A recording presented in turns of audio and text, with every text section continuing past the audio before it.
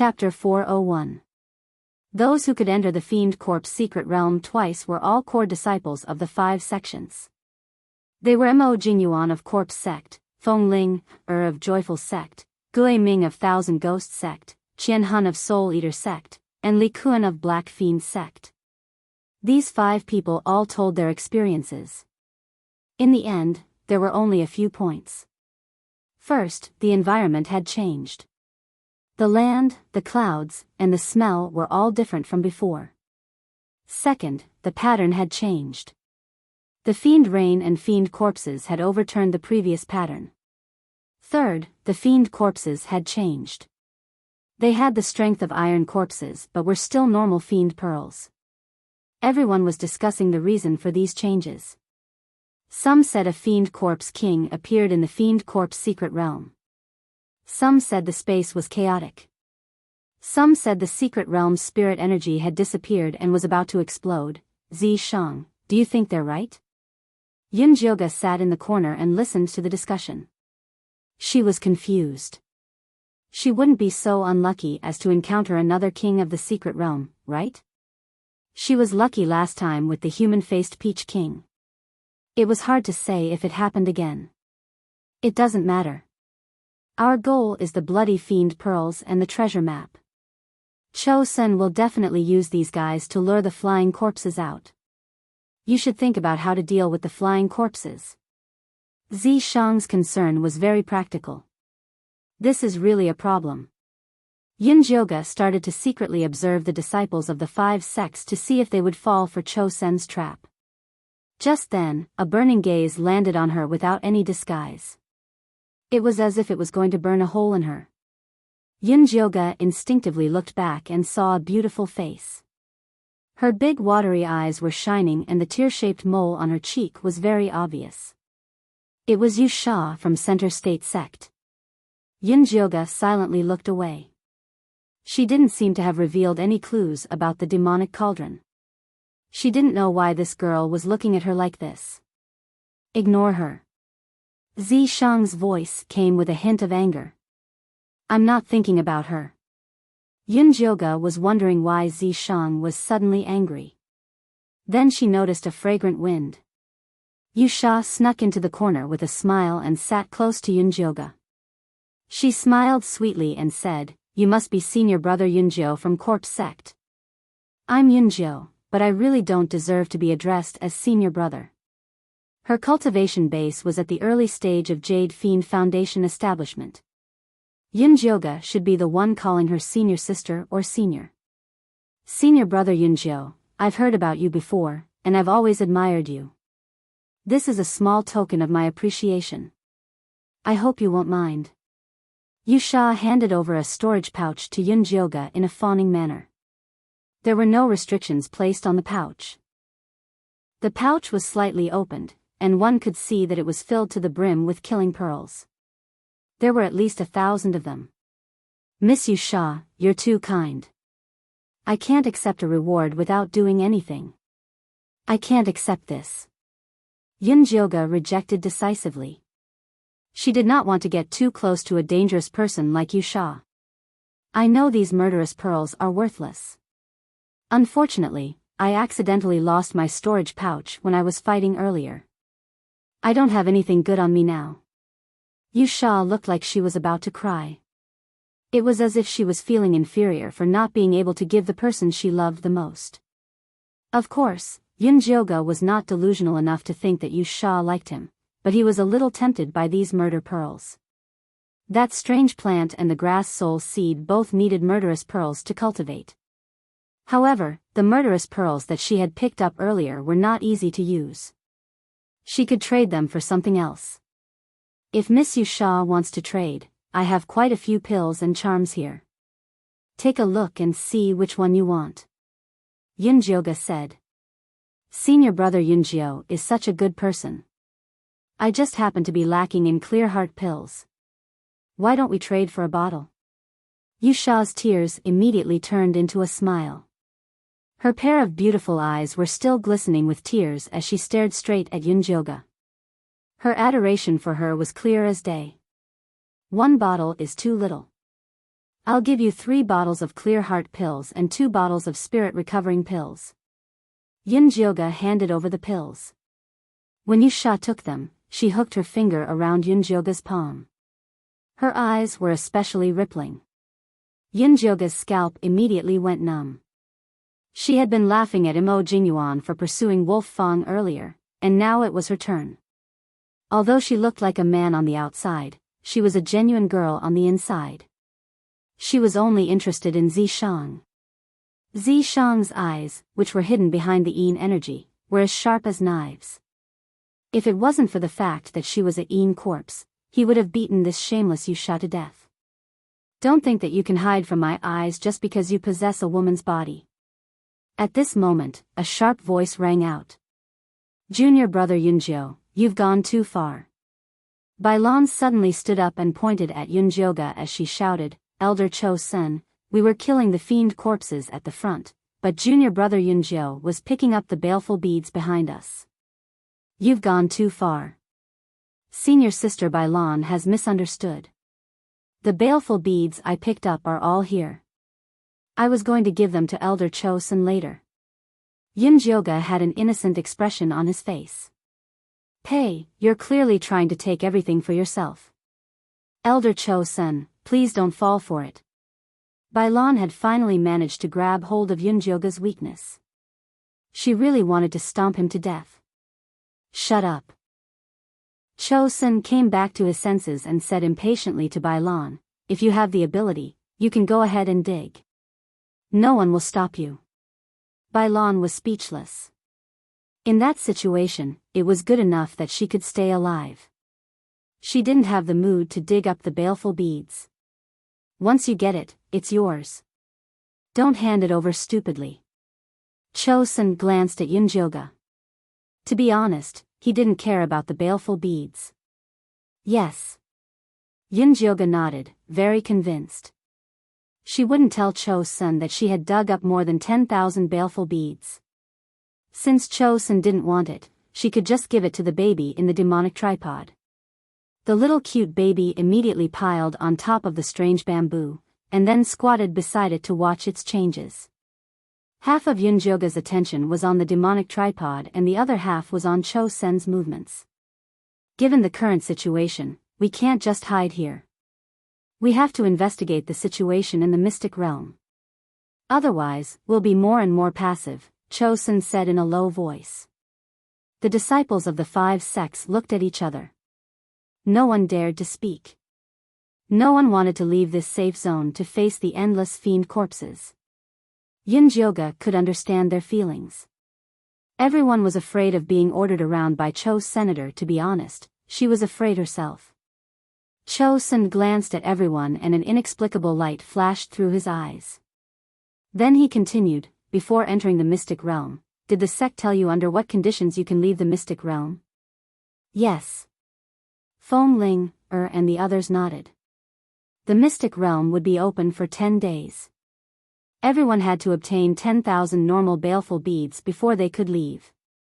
In other words, it was equivalent to 5,000 iron beads, 3,000 copper beads, 1,000 silver beads, 500 iron beads, and 1 flying corpse bead.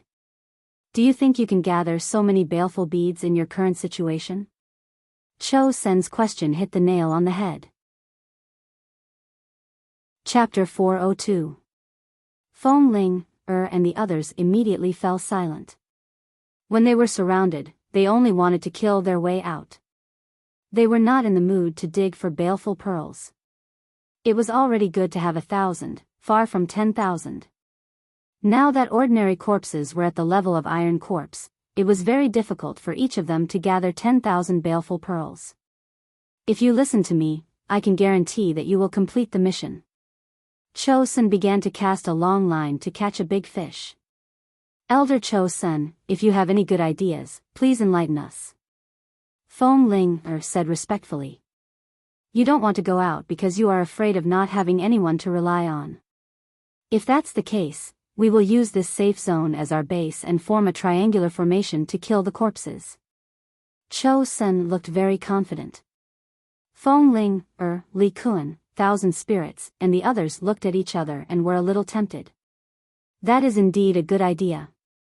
Mo Jinyuan took the initiative to say, in the past, the corpses would not go near the safe zone. If we want to kill them, we have to go deep into the secret zone. There are no safe places to hide there and it is very dangerous. If we can kill the corpses at the entrance of the safe zone, we can come back to rest when we are tired or injured. The danger will be much lower. This is very important. We have to think about it carefully. Feng Ling, and the others did not dare to agree hastily. Everyone is tired today. Rest well and we can reply tomorrow. Cho Sun knew that they would definitely agree. Senior brother Yunjiu, can I team up with you? Yu Sha said pitifully. Didn't you come with the Black Fiend sect? Yunjiu Gu really did not understand why this girl was relying on him. We're just hitching a ride with them. We're not familiar with the people from the Black Fiend sect. Senior brother Yunjiu, as long as you're willing to team up with me, once I've gathered 10,000 baleful pearls, you can have the rest. Don't worry, I'm very powerful.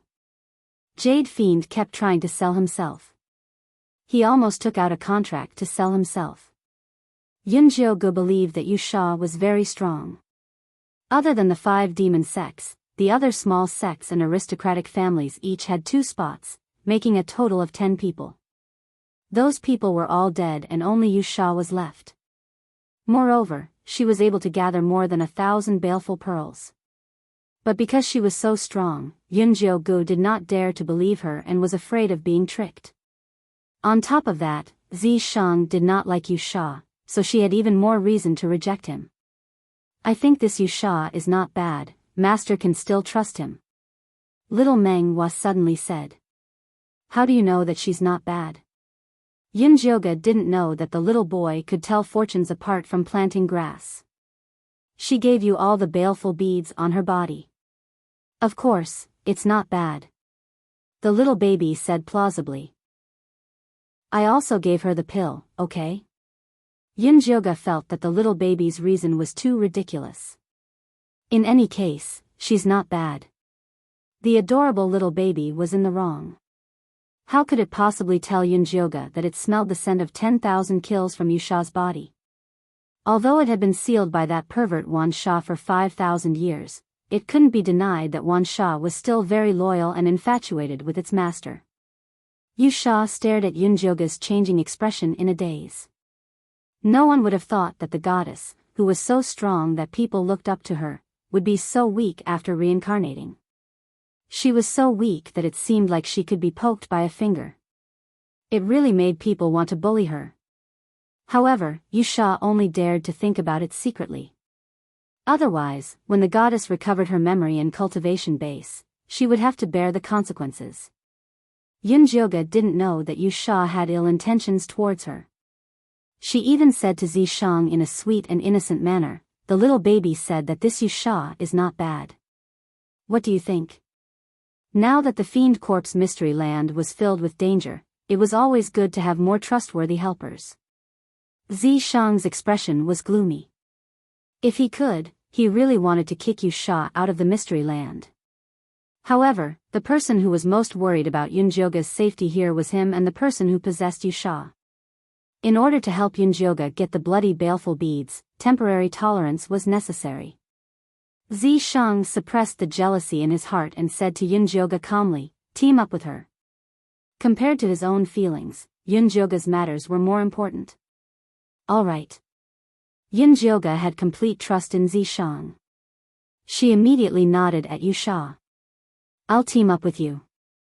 Senior brother Yunjiu won't regret it. Yu Sha moved closer to Yunjiu. Her soft chest was pressed against her hand. Yunjiu was instantly speechless. Although she had been pretending to be a man for the past 2 years, she still did not have the intention to be a lesbian. Senior brother Yunjiu, let me tell you. Black Fiend Sex Li Kuan and Soul Devourer Sex Qian Hun are interested in that Feng Ling. However, Feng Ling likes your En Corpse Sex Mo Jinyuan, Yu Sha whispered beside Yunjiu. Really? Yunjiu was a little excited when she heard this gossip. She took a closer look at Li Kuan and Thousand Spirits. Li Kuan had a single eyelid and a thin mouth.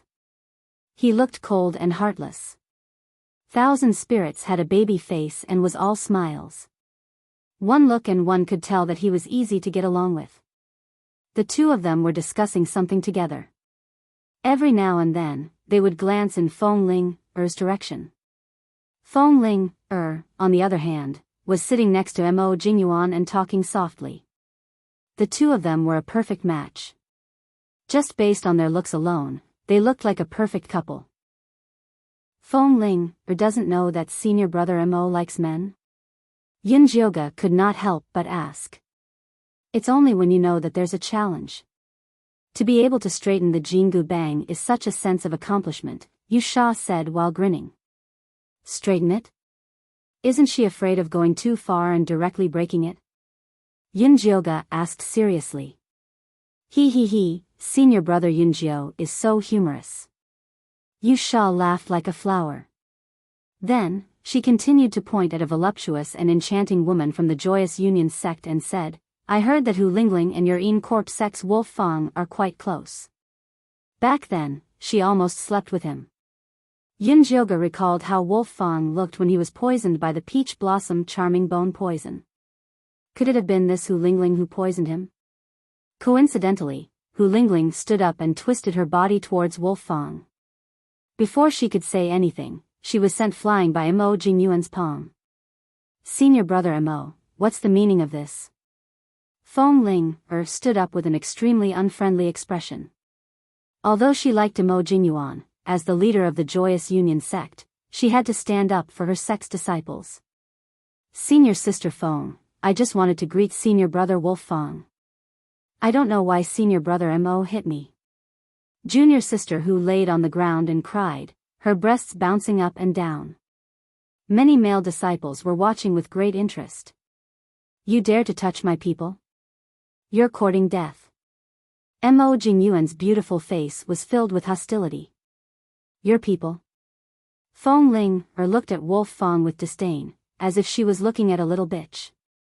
Wolf Fang's face was cold, as if he did not know who the little bitch Feng Ling-er was talking about was. Jin Xuan, Si Yuyue and Jin Yanwei surrounded Cho Sen and fawned over him. Bai Lan's eyes were fixed on Yunjioga, while Yu Zian was still calculating.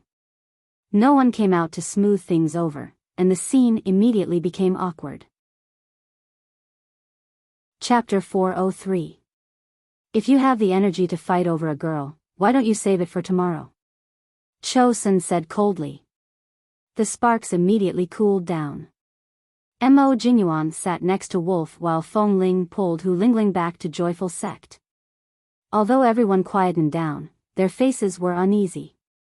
They seemed worried about tomorrow's cooperation. Senior brother Yunjio, don't worry. I'll protect you tomorrow. Yu Sha blinked and bumped Yunjio Ji's arm with her full chest. Yunjio Gu had goosebumps. He quietly moved closer to Zishang. Zishang looked at Yu Sha silently. If Wan Sha was next to him, he would be a little worried. However, that brat wanted to use a woman's body to seduce Yunjio Gu. He really thought too highly of himself. The disciples of the 5 sects all had their own thoughts. The night passed without words. The next day, outside the safe zone, there were still corpses everywhere. Fortunately, the rain had finally stopped. The rain has stopped and the bronze corpses have appeared. I don't need to explain how dangerous it is. I hope everyone can earn enough baleful pearls today to leave the secret realm as soon as possible. Cho Sen said seriously. Yes. The disciples nodded. No one dared to joke around with their lives. Next, Cho Sen started to explain the formation to fight against the corpses. He would lead the Corpse sect disciples in the middle road. Joyful sect and Soul Eater sect would be on his sides. Further out would be Thousand Ghosts sect and Black Fiend sect. Although these two sects were a little far from Cho Sen, they were closer to the safe zone so they didn't have any objections. Arrange yourselves. It's best if 2 teams take turns to kill the corpses. Cho Sen meant for each sect to arrange themselves. This way, they could save energy and have time to dig for the baleful pearls. Otherwise, it would be a waste if they killed the corpses. Yes. Fong Ling Er and the others immediately arranged. Black Fiend Sex Li Kuan glanced at Yusha. Yusha quickly pulled Yunjioge's sleeve. Yunjiogu immediately understood and said to Cho Sun, "Elder, Lady Yusha will come with me." Cho Sun glanced at Yusha and said indifferently, "Up to you." Een Corpse sect was under the most pressure in the middle road. Having more people would help. "Thank you, Elder." Yusha politely replied and then smiled sweetly at Yunjiogu. Yunjioga had goosebumps all over his body again. He quietly pulled Zishang and followed behind Cho Sr. "Let's go." Cho Sun released the 6 monster monkey Een corpses and led everyone out of the safe zone. As far as the eye could see, the mountains and plains were covered in pitch-black evil corpses, and the sight of them caused their scalps to go numb and their legs to go weak. Yunjioga could not help but swallow his saliva. To be honest, if Cho Sun had not entered the arcane realm and played a leading role among the disciples of the 5 sects, the disciples of the 5 sects might not even have the courage to walk out of the safe zone. "Begin." Cho Sun calmly waved his hand and the 6 monster monkey Een corpses charged at the fiend corpses. On the Een Corpse sect side, Mo Jinyuan, Si Yuyue, Jin Chuan, and Yuzian were in the first echelon. Bailan, Jin Yanwei, and Wolf Fong were the second echelon, responsible for digging baleful pearls. With Zishang around, Yunjioga did not have to go to the front lines. He only had to concentrate on digging baleful pearls at the back. Yusha's magic weapon was a bronze mirror carved with a picture of 10,000 devils. Not only could the red light it emitted kill ferocious corpses, but it could also affect the movements of the surrounding ferocious corpses.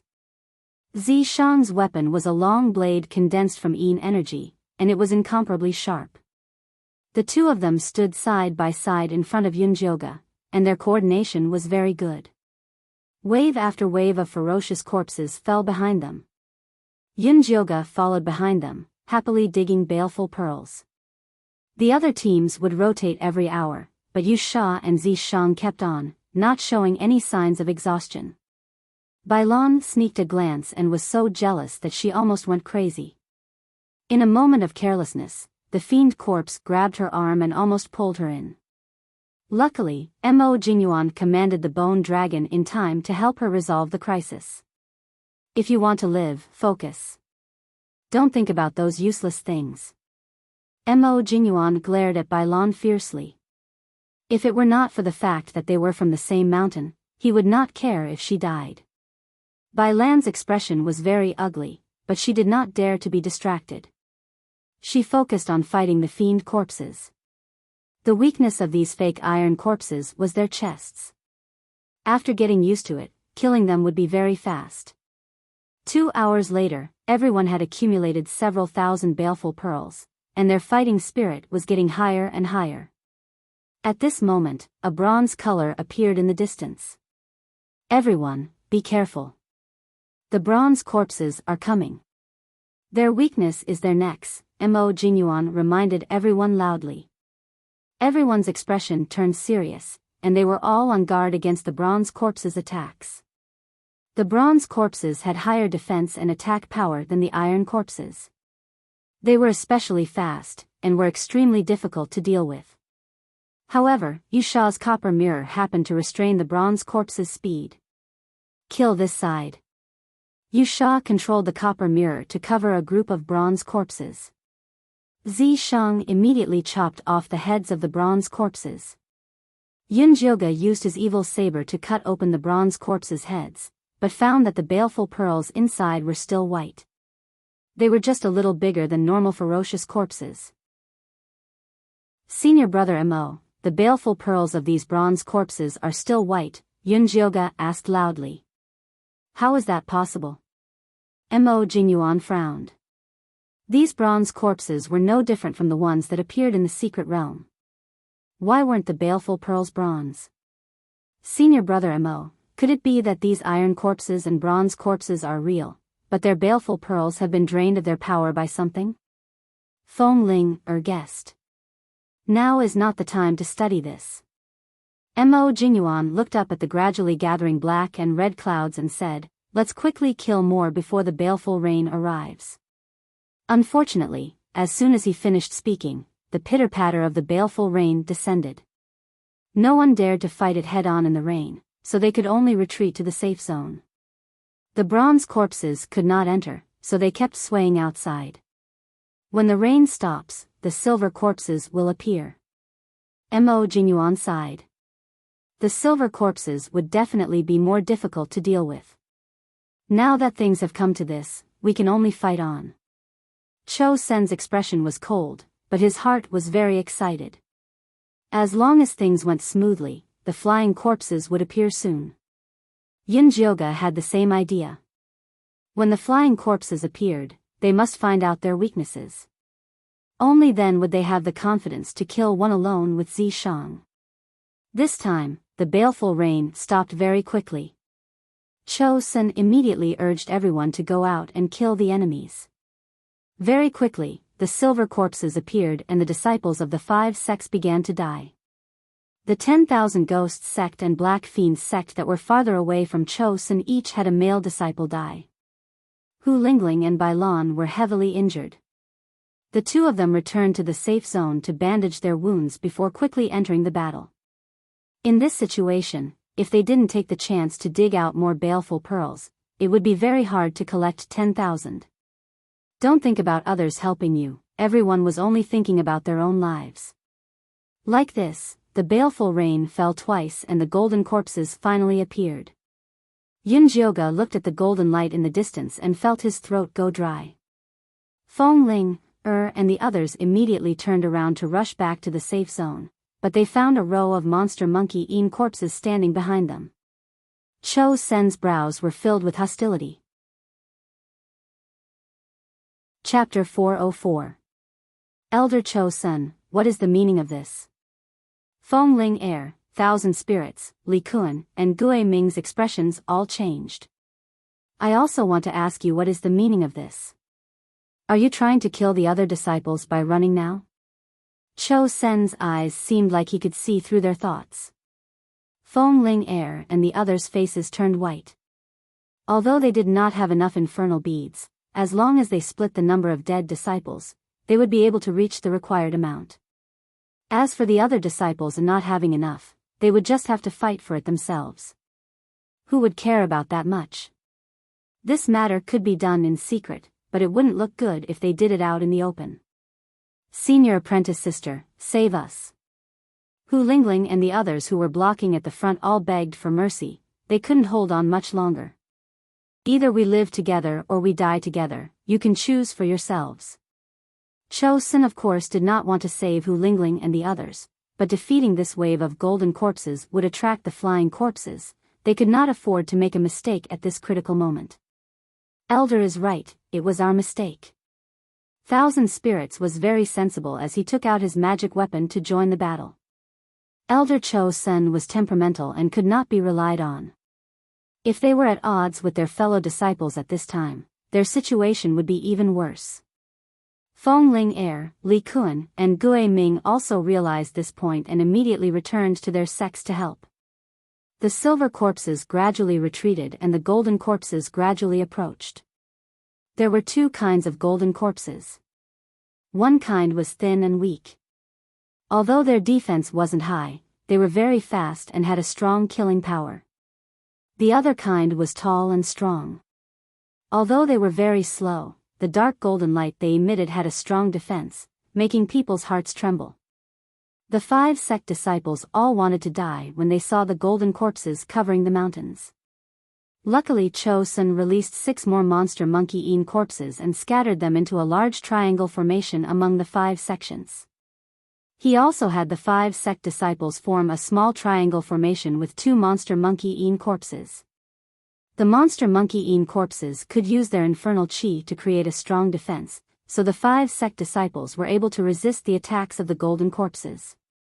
Originally they had split into 2 groups to take turns, but now they could only choose the most heavily injured person to dig out the infernal beads. But digging out the infernal beads was not easy. Not only did they have to go all out to dig out the infernal beads, they also had to be careful of being ambushed by the corpses. Yunjioga was no exception. At this time, Yusha was standing on the left side of the monster monkey-ean corpse, holding the bronze mirror and shining it on the speed-type golden corpses running at the front. Zishang stood to the right of the monstrous monkey-ean corpse, a long blade condensed from Yin Qi suddenly chopped down, then suddenly turned into small blades, appearing strange and unpredictable. Yunjioga only cared about digging up baleful pearls. The golden corpse's baleful bead was no longer pale white, but had a faint golden hue. They were placed in piles on the strange branches by the little cute baby. It looked very spectacular. After eating so much, there should be some changes. The little baby muttered as he squatted beside the strange branch. In order to raise this stupid thing, he didn't even care about his favorite grass soul seed. He used all the spirit energy in the demonic tripod to worship it. If it still couldn't grow, then don't blame me for using extreme methods to help it grow. He didn't know if it had heard the little baby's thoughts, but the red ball changed again. The red light grew upwards and elongated into a red tree. However, its branches and leaves were all made of black mist. The mist was like a dream, like it had a mysterious power that could pull people's minds in. Heavens, it's actually the soul-returning wood.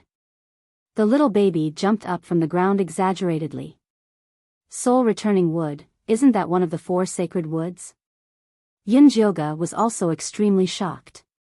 That's right, it's one of the 4 sacred woods. If someone loses their soul, they just need to use this wood to refine a pill for them. Even if their soul returns to the underworld, they can come back. Although the little baby had 5 or 6,000 years of history, this was the first time he had seen the soul-returning wood. It was no wonder he couldn't recognize it at first. Then we're rich. Yunjioga was a bit excited. A treasure that could save a life was always the most valuable. Please, other people would use this treasure as a family heirloom. How could they sell it for money? The little baby had a disapproving expression. He felt that after his master reincarnated, his mind had become stupid. How could this kind of priceless treasure be measured with money? I'm just saying. Do you really think I'm stupid? Yunjioga rolled her eyes at the little baby in annoyance. While she was distracted, a speed-type golden corpse suddenly broke through the demon monkey's defense and grabbed at her. Before she could take out her evil blade, Zishang and Yusha had already attacked the golden corpse at the same time. The golden corpse was instantly blown to pieces. Zishang snatched the baleful bead and brought it in front of Yunjioga. Yusha was a bit depressed that her limelight was stolen. She looked at Zishang strangely and said, "Senior brother Yunjio, your Yin corpse is not bad." She purposely gritted her teeth and emphasized the word Yin corpse. It's alright. Yunjioga didn't dare to say more. If Cho-sun found out that Zishang, this 1,000-year-old corpse, was a fake, it would be troublesome. Zishang couldn't speak as he was a Yin corpse. He was too lazy to transmit his voice to Yusha. He turned the Yin Qi blade in his hand and slashed a few golden corpses at Yusha. Yusha panicked and almost got hit. She said to Yunjioga with grievance, "Senior brother Yunjio, your Yin corpses are bullying me. That's too much." Yunjioga pretended she didn't hear it. Of course she would protect Zishang between Yusha and Zishang. Zishang's reply was to slash a few more golden corpses over. Yusha didn't dare say another word. She could only curse in her heart. That damn Zishang, he was still as stingy, overbearing, and sinister as before. Yunjioga quickly dug out the baleful bead of the golden corpses and looked over the others. Si Yuyue, Jin Yanwei, and the others were quite relaxed around Cho's senator. The other Yin corpse sect disciples were also fine. After all, the 3 monster monkey Yin corpses protecting Cho-sun were the strongest. They were all late Foundation establishment stage cultivators. The disciples of the other 5 sects were in a much more difficult situation. Even the strongest Feng Ling heir and 1,000 spirits were injured. The others could only bitterly hold on. But they didn't dare retreat. They were relying on the monster monkey-eaten corpses to hold them back. Offending Cho Sen would mean certain death. Be careful, the flying corpses are coming. Zi Shang raised his head to look at the thick red and black clouds. He saw the fiendish rain begin to fall again. The speed golden corpses suddenly all turned around and retreated to the side of the defensive golden corpses. Like soldiers hearing the general's order to assemble, the originally scattered formation became incomparably orderly. The speed golden corpses no longer ran around. Instead, they hid behind the defensive golden corpses and formed a spear and shield formation, giving everyone a large amount of pressure. Flying corpses, it must be the flying corpses. Elder, let's quickly return to the safe zone. That's right, we've collected enough baleful beads. As long as we can hold on for another 5 days, we'll be able to leave the secret realm. The disciples of the 5 sects were scared out of their wits when they saw the golden corpses formation. They couldn't wait to return to the safe zone and hide. Chapter 405. If you can't kill the flying corpses, none of you can think about going back. Cho Sen's cold and cruel voice rang out amidst the fiendish rain. The safe zone behind them exploded with a bang. The first half of the safe zone was immediately occupied by the silver corpses, forming a natural moat between the disciples and the rest of the safe zone. If he wanted to return to the safe zone now, he would have to pay a greater price. Elder, are you crazy? Fong Ling screamed hysterically. Even the Een Corpse sect disciples were so angry that their eyes turned red. This was their only way to survive. The mystic realm has changed a long time ago. You can only survive by killing the flying corpses. You should be glad that I'm here. Otherwise, you'd all be dead. Cho Sen did not care about the hatred these disciples had for him. As long as they could help him kill the flying corpses, that was enough. Although the disciples of the 5 sects hated Cho Sen, they did not dare to offend him. In the end, it was Fong Ling who broke the death-like silence. Elder Cho Sen, if we help you kill the flying corpses, can you guarantee that you won't kill us or snatch our baleful beads? I'm not interested in your lives or your baleful beads. As long as you help me kill a flying corpse, I can guarantee that you will return to the safe zone. Then, you can leave the fiend corpse secret realm in glory. However, if anyone dares to cause trouble, don't blame me for being impolite. A light flashed in Cho Sen's eyes and the monster monkey-eaten corpses scattered around them stomped their feet, causing the entire ground to shake. I hope Elder can keep his word, Fong Ling said through gritted teeth. Qian Han, Li Kun, Gui Ming, and the others remained silent. Now that things had come to this, what else could they do but obey? You don't have to worry too much. Apart from being able to command the golden corpses, the flying corpses' biggest characteristic is their invisibility. I'll use a charm to break their invisibility later. Everyone just needs to use their divine sense to carefully sense it, then we'll be able to attack it. Cho Sen slapped his storage bag and took out another 10 monster monkey-eaten corpses, forming an inverted triangle with the original formation. A total of 32 high-level monster monkey-eaten corpses finally calmed the hearts of the disciples of the 5 sections. It was then that the golden corpses began their assault. Wave after wave of golden corpses surged over. Although the defense of the 32 monster monkey-eaten corpses was shocking, their numbers were limited. Yun Jioga and the others were like a small boat in a golden ocean, bobbing up and down in the waves as they welcomed the attacks with trepidation. Wolf Fang's cultivation was the lowest among the Een Corpse sect disciples and he had only been in Foundation establishment for 2 years. This kind of strong attack was extremely taxing on him. At this time, his forehead was full of sweat, and his long and narrow eyes were a little unfocused. His chest was heaving up and down violently, and the blood-red bone spurs were circling around him, almost instinctively attacking the golden corpses. There were countless times when he thought that he would collapse, but the tenacity brought about by surviving in the wolf pack allowed him to persevere. However, the most important thing was that Mo Jingyuan had helped him a lot. Mo Jingyuan's bone dragon was also a rare treasure that could use baleful qi, so compared to the other disciples, the pressure on him was much lower. He could even take care of Wolf a little. Wolf Fang panted heavily. Although this flirtatious senior brother Mo Jinyuan was very annoying, he had to admit that he had helped him a lot. If he could leave the Fiend Corp's secret domain alive, he would remember this favor. However, when he thought about leaving this place alive, Wolf did not have the slightest confidence. The flying corpses had yet to appear, and everyone was already on the brink of collapse. Could they really persevere until then? Wolf Fang's scattered thoughts floated back to the small mystic domain from a long time ago. At that time, it was all thanks to Yunjioga's help that they managed to escape. He did not know if she would have such good luck again. Wolf Fang could not help but look at Yunjioga, but he saw her hiding in the back, digging for baleful beads, not even daring to shrink her head. He must be crazy to actually rely on someone at Chi Refinement Great Perfection to think of a solution. He might as well hope that Elder Cho Sun would be merciful and let them return to the safe zone. Cho Sun had his hands behind his back, and he was completely focused on the black-red clouds in the sky, ignoring the golden corpse's attacks. After the time it took for a joss stick to burn, the baleful rain gradually stopped, and so did the golden corpse's attacks. However, no one felt happy at all. The baleful rain stopped, and the flying corpses appeared.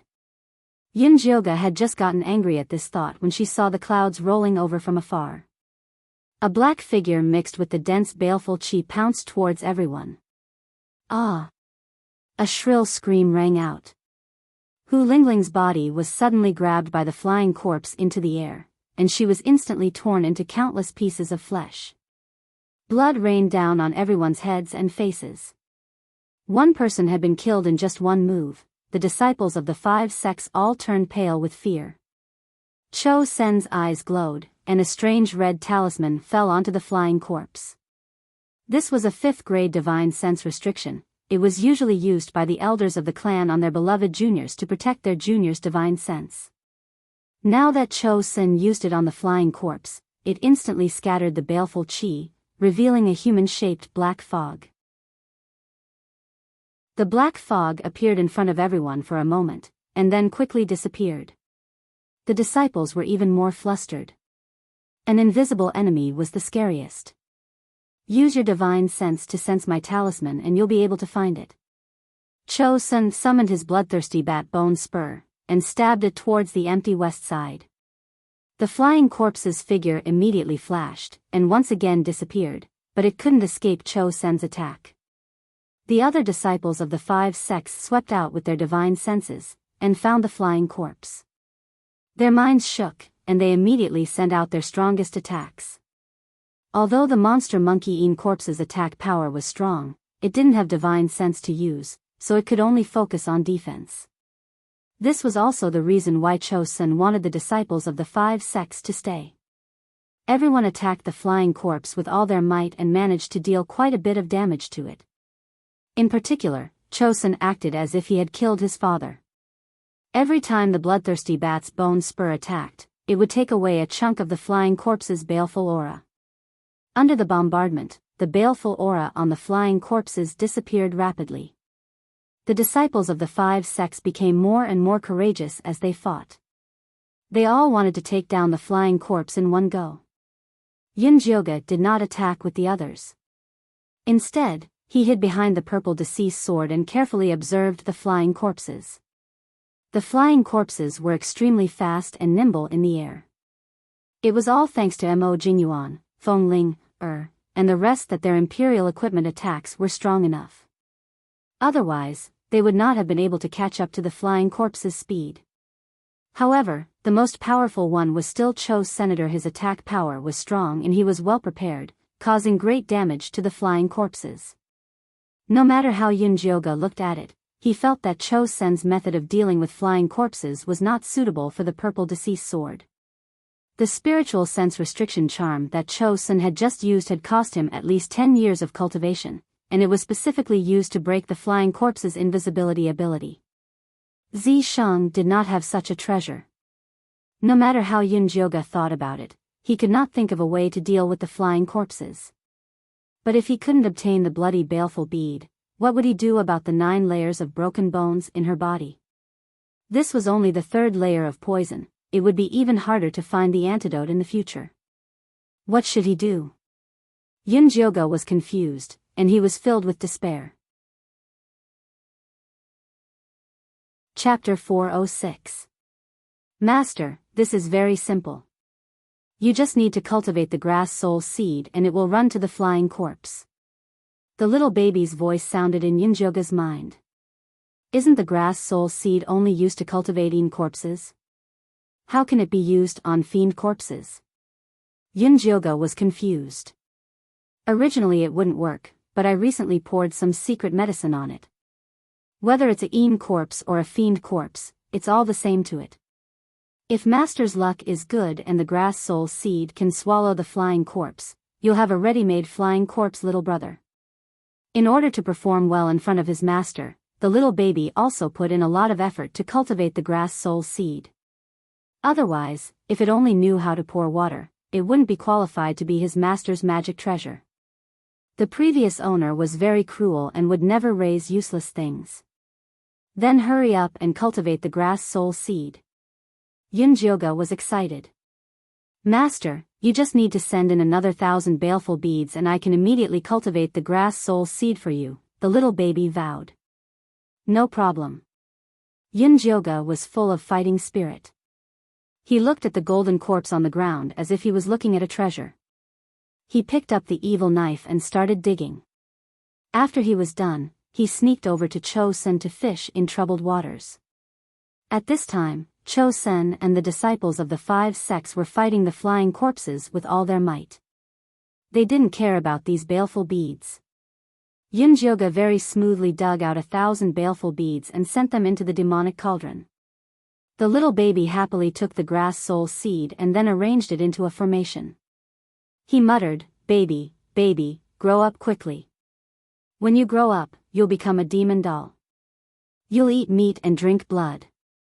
You'll eat bones and souls." Such evil words made Yunjioge speechless. He felt that the grass soul seed would be planted crookedly by the little baby, but he couldn't care too much in this situation.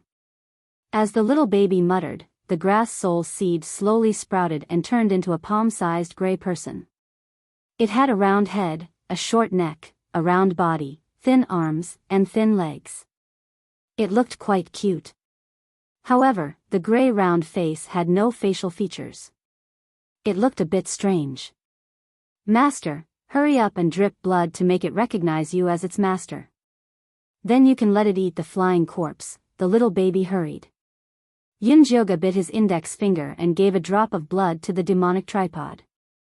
The little adorable child held the drop of blood and placed it on the face of the little gray person. Its facial features gradually appeared. It was exquisite and beautiful, and its temperament was outstanding.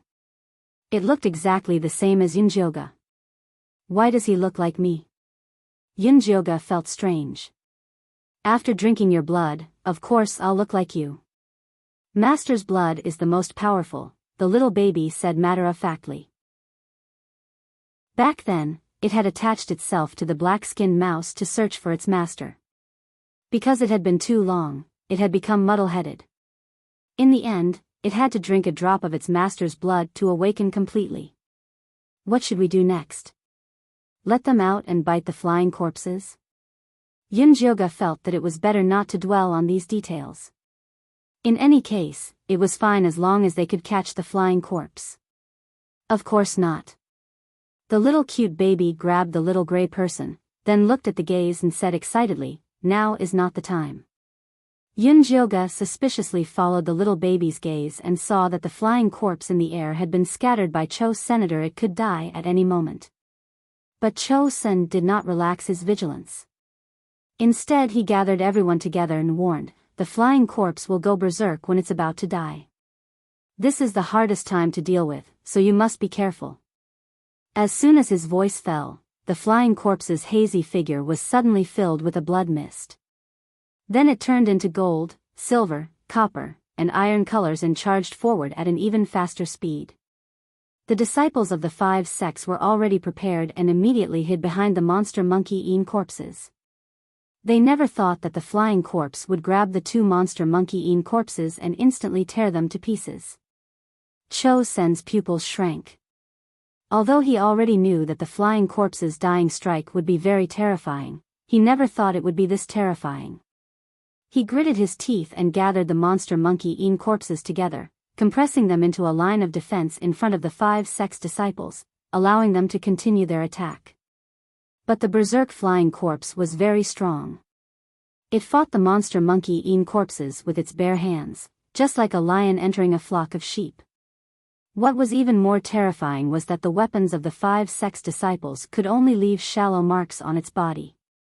Most of Mo Jingyuan's bone dragon was scattered by the flying corpse's palm. Cho Sen's blood-sucking bat was also thrown into its mouth and was bitten to pieces with a kacha sound. Following that, 3 more male disciples were caught by the flying corpse and eaten, even their souls were swallowed. 12 of the 32 monster monkey-eaten corpses had been destroyed and the remaining ones were missing arms and legs. They could only barely maintain a defensive barrier to block the golden corpse's attack. After the flying corpse ate the flesh, the killing intent on its body became even stronger.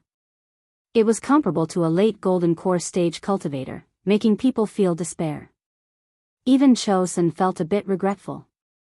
"Elder, please let us go, I don't want to die here." Fong Ling air collapsed as she cried. "Elder, where there's life, there's hope. These flying corpses are too strong and we're not its match. How about we return to the safe zone and discuss countermeasures?" Si Yue couldn't help saying. The disciples of the 5 sects had already collapsed. If they continued, they would be completely wiped out. There's no turning back now. Cho Sen gritted his teeth and said, "This flying corpse is sinister and cunning, it's cruel and cold. If we turn around and run now, we'll only be swallowed by it." The disciples of the 5 sects were in despair. There were even a few people who were paralyzed on the ground, already waiting for death. Zi Shang and Yu Sha quickly returned to Yunjioga's side, preparing to bring Yunjioga back to the safe zone if the situation turned bad. Yunjioga looked at such a strong and terrifying flying corpse and felt his scalp go numb. This was a monster that was impossible to destroy. Could the grass soul seed really swallow him? At this moment, the little baby's excited voice suddenly sounded, "All right, we can go." "Hey, wait." Yunjioga quickly stopped him, but it was too late. The little baby excitedly threw the little gray person in his hand out, turning into a gray light that drilled into the flying corpse amidst the rain of blood. The light on the flying corpse's body immediately increased, as if it had fallen into chaos. "It's starting to eat, it's starting to eat." The little baby clapped his hands and shouted, just short of cheering for the grass soul seed. "Is it really effective?" Yunjioga found it hard to believe that such a powerful flying corpse was really going to be destroyed. "Of course, don't you know who planted it?" The little baby looked proud. Yunjioga was happy at first, but then he realized a very serious problem. After the grass soul seed swallows the flying corpse, will it immediately recognize me as its master? Of course, the grass soul seed is as loyal to you as I am to you. The little baby took the opportunity to confess, but Yunjioga's face was crumbling. If this flying corpse recognized her as its boss in front of Cho Sen and the disciples of the 5 sects, then everyone would know that she had a secret. Wasn't that courting death? Chapter 407. I can only use it at this time. The little baby felt wronged. Although the grass soul seed it cultivated was very powerful, it couldn't kill the flying corpse at its peak. It could only attack when the flying corpse was at its weakest. "Then can you let the flying corpse leave first? At least don't come to me in front of so many people." Yunjioga took a step back. "I'll give it a try." The little baby closed his eyes and began to mutter again. After a while, he said apologetically, "I can't." "Why?" Yunjioga frowned. If it really recognized him as its master, then it should be very obedient. Because the grass soul seed failed to devour and the flying corpse is about to explode. The little baby said with a serious face. Fuck. Yunjioga's eyes widened as he looked over. He saw the flying corpse in the sky flickering with 4 colors: gold, silver, copper, and iron. The red light on its chest was so hot that it looked like a small red sun, emitting a terrifying light. Cho Sen's face revealed a frightened expression. He immediately had the demon monkey In corpse lead the disciples of the 5 sects to quickly retreat. Zi Shang rushed over like lightning, grabbing Yunjioga and leaving in the opposite direction. Yu Sha also desperately followed. The 2 of them were faster than everyone else, and in the blink of an eye, they were several miles away from the flying corpse. They never thought that after the flying corpse let out a pained and angry roar, it would use a desperate stance to fly towards Yunjioga. With a loud bang, the explosion of the flying corpse sent all the nearby golden corpses flying. Wolf Fang and the others who were several miles away were also blown away by the blast. When they got up, they saw a large crater in the distance. Junior brother Yunjio, junior brother Yunjio. Wolf Fang shouted with a hoarse voice, but no one answered. Jin Chuan and the others all had heavy expressions. They knew that Yunjioga must have been blown to pieces. Cho Sen stood beside the large crater with an ashen face. His eyes were bloodshot and his fists were tightly clenched. He didn't care if Yunjioga was dead or alive. He was just sad that he had carefully planned everything, but he still couldn't get the flying corpse's blood fiend bead. Elder, the flying corpse exploding was unexpected. Let's go back and think of a countermeasure. We'll come back next time. Si Yuyue comforted him. Let's return to the safe zone. Cho Sen exhaled heavily, turned around, and left. No matter what, he had already accumulated experience in dealing with flying corpses. When the fiend corpse secret territory opened again, he would definitely be able to successfully obtain the bloody fiend pearl. Before Si Yuyue left, she took one last look at the crater. She could not help but sigh in her heart. Yunjioga had died at such a young age. Yunjioga woke up in a daze and found himself lying on a patch of grass in a small forest. She looked at the cold sky above her head in confusion. She was surrounded by long grass, a green forest on her left, and a stream on her right. His nose was no longer filled with the disgusting stench of the fiend corpse secret realm, but with the smell of grass and soil. Could she have already left the fiend corpse secret realm? No, she remembered that in the fiend corpse secret realm, the flying corpses had rushed in front of them and exploded. Zi Shang hugged her and took all the damage. Then, he fell into the distorted space with her. Zi decease, Zi decease. Yunjioga shouted in panic. Don't shout so loudly. I'm fine. A weak voice sounded in Yunjioga's mind. Yunjioga quickly rolled up her sleeves. The purple mark on her wrist was still there, but the color was very dim. No matter what, as long as Zi Shang was still alive, it was fine. What was that flying corpse explosion? Zi Shang thought of the flying corpse's desperate stance and suspected that something had happened to Yunjioga. It's that stupid little baby. He said that the grass soul seed he cultivated could devour flying corpses. Thinking of this, Yunjioga wanted to beat the little baby up. Little Menghua, you know what to do. Something must have happened. Zi Shang did not intend to blame little Menghua. I'll call it out and ask. Yunjioga was about to contact the demonic tripod when she realized in horror that her meridians were in chaos. The 9-layer bone-shattering poison in her dantian spread throughout her body, completely blocking the circulation of spiritual power. Not only had she lost contact with the demonic tripod, but she could not open her storage bag either. Even worse, her disguise had been removed. She had returned to her female appearance. It blocked the explosion for us. It probably hasn't recovered yet, Zi Shang comforted Yunjioga. Your injury is only temporary. Don't worry too much. If you're a girl, then so be it. There have been cases of men turning into women in the corpse sect, Zi Shang comforted Yunjioga. The illusion grass he had given Yunjioga was limited. Yunjioga could not be a man forever. She would have to find a chance to change sex. Fortunately, this was not rare in the evil sect. All right. Yunjioga did not know what to say anymore. She felt pain all over her body, especially her left leg, which was excruciating. Did you break a bone? Zishang noticed Yunjioga's abnormality. I think so. Yunjioga gasped as he carefully rolled up his trouser leg. His fair calf had been fractured and deformed. Zishang was seriously injured. Her cultivation was gone and her leg was disabled. She couldn't be more miserable. It's okay. When I recover, everything will be better. Zishang's voice was very calm and firm. Okay. Yunjioga quickly calmed down after her panic.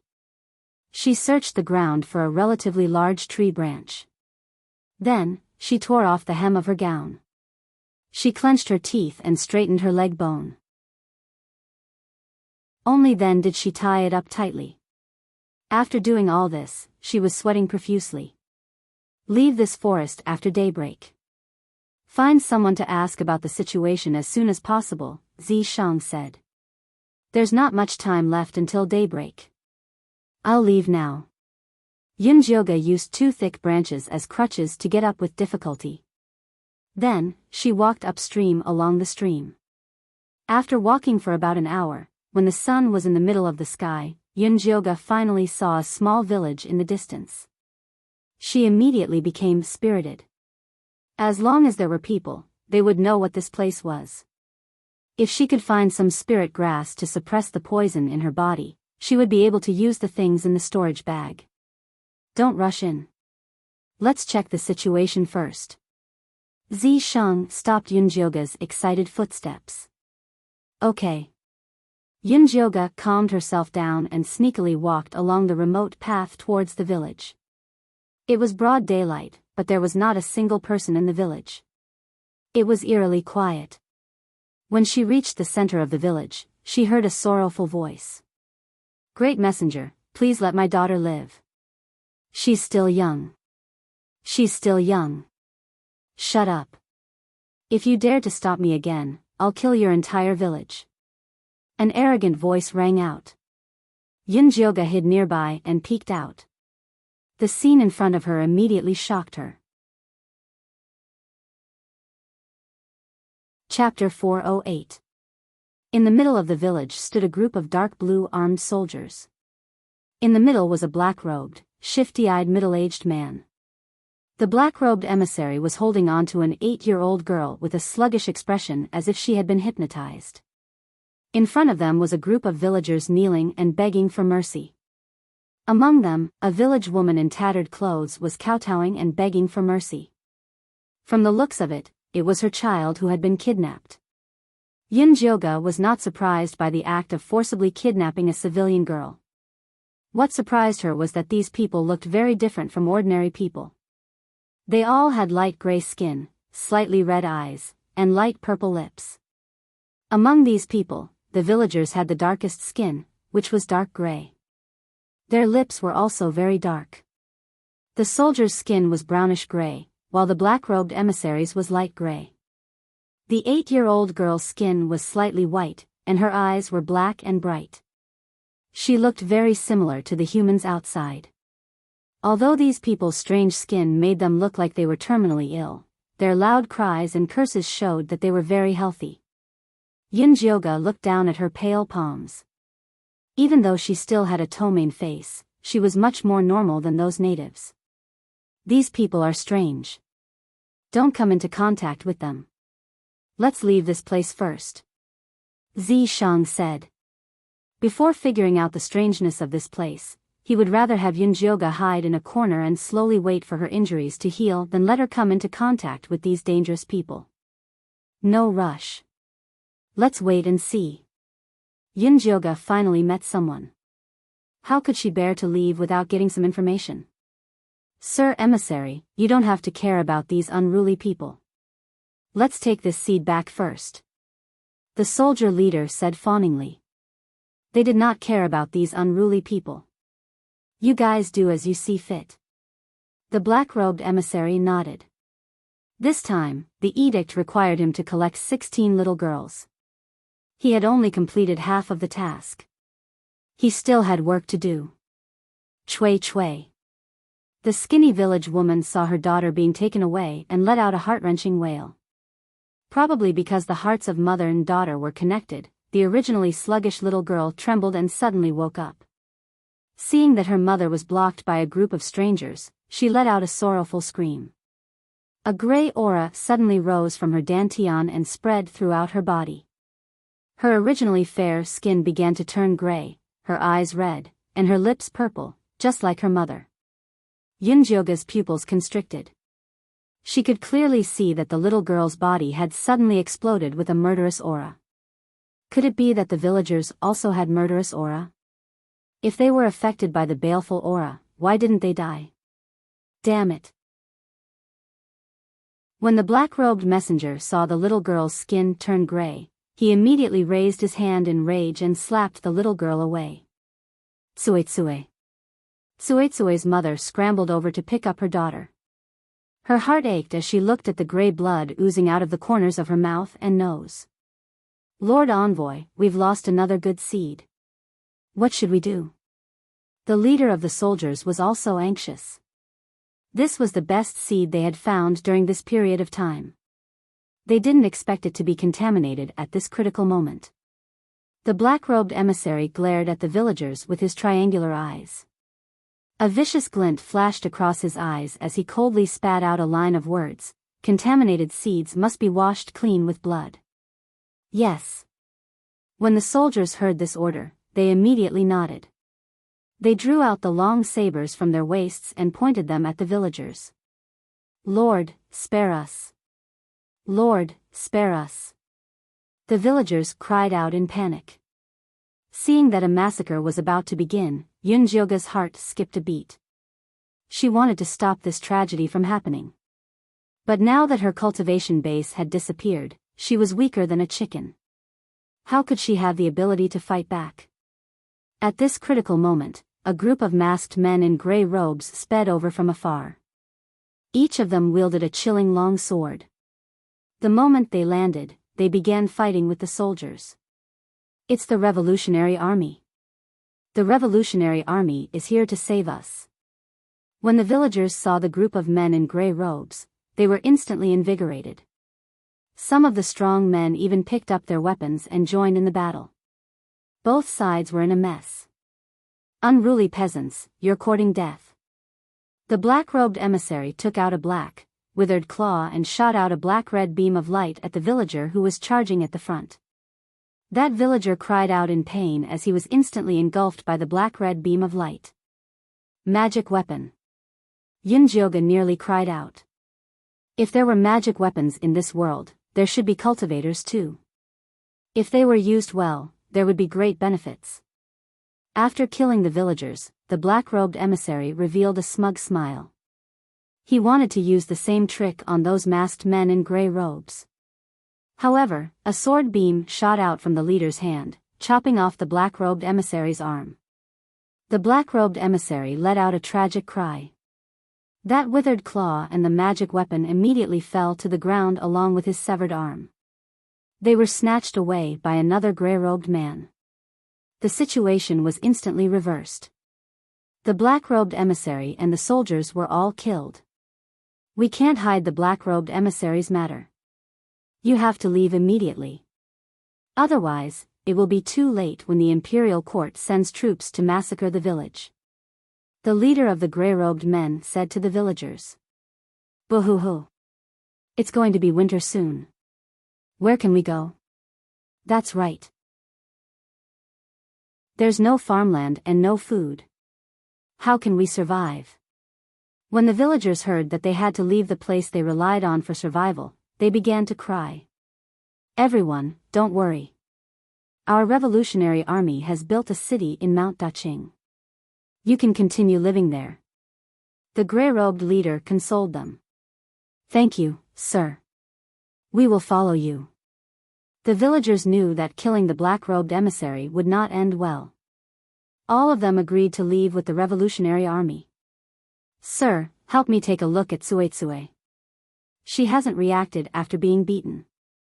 Could something have happened to her? Tsuetsue's mother squeezed in with her child in her arms. The gray-robed leader glanced at the child and consoled her, "It's fine. She just awakened and hasn't adapted to her body's condition. She will be fine soon." Thank you. Tsuetsue's mother finally felt relieved as she carried her child. Yunjioga shrank into a corner, guessing the relationship between seeds, awakening, emissaries, and the Revolutionary Army. Suddenly, Zi Shang warned, "Not good. We've been discovered." Yunjioga was alarmed. She wanted to escape, but it was already too late. The gray-robed leader suddenly turned around and shouted, "Who's there?" Before he finished speaking, he appeared in front of Yunjioga. Then, he looked at her and shouted in shock, "Woman, seed." What? Yunjioga was stunned. How did she become a seed? She really is a seed. A group of people surrounded her and looked at Yunjioga as if she was a monster. "Miss, you also escaped, right? How pitiful. You even broke your leg. Those damned bastards will suffer retribution sooner or later." Tsuetsue's mother cursed. Yunjioga looked at everyone's sympathetic eyes and wisely chose to shut her mouth. She was prepared to act according to the situation. Chapter 409. "Take her back and bandage her wounds," the leader in gray ordered. "Don't be afraid, with the Revolutionary Army around, those bastards won't be able to find trouble with you." Tsuetsue's mother called a few women to help Yunjioga into the house and started to clean her wounds. Yunjioga saw that these women were efficient and took out the right herbs, so she obediently bandaged their wounds. "Miss, do you not remember the past?" Tsuetsue's mother asked for a long time without getting any response, so she immediately found the reason for Yunjioga.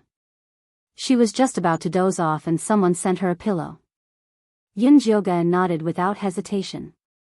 "Those bastards must have fed you the water of oblivion. They want you to forget everything that happened in the past so they can do whatever they want." Yunjioga finally figured out the truth about the seed while Chui's mother was scolding him. It turned out that in this world, status was determined by the color of one's skin. The darker the skin, the lower the status. The lighter the skin, the higher the status. If one had fair skin, they could enter the palace to be a concubine. At first, everyone thought it was a great honor, so they would take good care of fair-skinned girls, hoping that they would be sent to the palace to be a noble by the time they turned 16. However, the soil here was very strange. Once a girl passed the age of 8, her skin would slowly turn gray. It was rare for a fair-skinned noble to live until 16. White-skinned nobles were very delicate. Not only did they have little strength, they were easily injured, and their bodies were very weak. They couldn't do any heavy work, so it was difficult for them to live until 16. However, although the fair-skinned nobles were physically weak, they were all very intelligent and had a high status in their families. Even if they didn't enter the palace, they could still lead their families to the top. Some especially powerful ones were not only the family's favorites, but they could even become popular in the whole village or town. Until one day, a rich family secretly hid a fair-skinned noble in their family, and the whole family was executed. Only then did everyone know that their pampered fair-skinned daughters weren't sent to the palace to be concubines, but to be the seeds of the devil. All of them died tragically in the palace. From then on, the number of fair-skinned women decreased rapidly. Other than those black-hearted people who wanted to trade their children for wealth, no one with a conscience was willing to send their pampered children to die in the palace. Even the white-skinned children would try their best to awaken into gray-skinned people when they grew up. The palace couldn't get enough white-skinned women, so they started to plunder them. They didn't even let off 8-year-old children who hadn't grown up. The imperial court was in chaos, and the people had no way to make a living. Those corrupt officials exploited the people in the name of searching for seeds, and they even found excuses to slaughter wantonly and seize their wealth. They were incomparably cruel. It was at this time that the Revolutionary Army appeared. They went around saving the white-skinned women, killing those cruel envoys and helping the people arrange a place to stay. Don't be afraid, young lady. Although it's a little difficult for you to awaken at this age, there are many capable people in the Revolutionary Army. They will definitely have a way to help you awaken. When the time comes, you'll turn into gray skin like us. You won't have to worry about being sent to the palace to be defiled. Tsuetsue's mother comforted her. Yunjioga was not a native, so how could he awaken? He could only remain silent. This place is very strange. Zishang's voice rang out again. The baleful aura on them is the same as the one in the Fiend Corp's secret realm. It's very likely that they're the descendants of the cultivators who were trapped in the Fiend Corp's secret realm. If you want to leave this place, you'll have to go to the palace to find clues. I have a feeling that the Emperor isn't looking for the white-skinned women just to be defiled. Even if you want to enter the palace, you'll have to wait until I recover my cultivation. Otherwise, I'll just be courting death.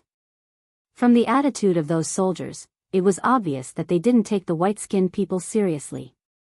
Of course. Zishang also needed to hurry up and recover. If anything happened, he wouldn't be able to save Yunjioga in time. The gray-skinned people's medicine was very good. Yunjioga's broken bones healed very quickly. During this time, the Revolutionary Army had been helping Xiaogao village prepare to move. Every household packed everything they could use and carried them on their backs. They didn't even let a rotten pot go. After Yunjioga recovered, she followed the Revolutionary Army and the villagers to the deep mountains. The mountain path was steep, and it was difficult to walk. Not to mention, these villagers all had their families with them. Every one of them was carrying a few big bags. However, they walked like the wind and didn't look tired at all. Even Cui, who had just awakened, could carry her own little goat and follow behind the group. On the contrary, Yunjioga was the weakest cultivator. Cui's mother even comforted her, saying that she was much stronger than the ordinary white-skinned nobles. Before her daughter awakened, she would be exhausted after walking on flat ground for a few minutes, let alone carrying a little goat on a mountain path. Yunjioga originally thought that after he cultivated the 10,000 beasts art, his body was much stronger than a normal person's. However, in front of these gray-skinned aunties, it was nothing. Zishang, these gray-skinned people are too powerful. After awakening, they have great strength, never fall sick, and their reproductive ability is also very strong. They can be considered an excellent evolution. Why does the Emperor here classify the gray-skinned people as inferior people and the white-skinned people as superior? Yunjioga felt that it was very strange. These gray-skinned people were just normal people, and they were already so powerful. If they were good seedlings, wouldn't they be even more powerful? If they were trained well, they could definitely raise a very terrifying army. They would definitely be fought over by the big sects outside. I think it's strange too. I guess we can only find out the secret of this place after we enter the palace. Zishang had recovered a little after this period of time, but he still couldn't show himself and follow Yunjioga.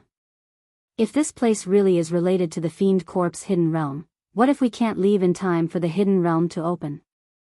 Yunjioga was worried when he thought about this. There were only 7 days left until the Fiend Corp's hidden realm opened.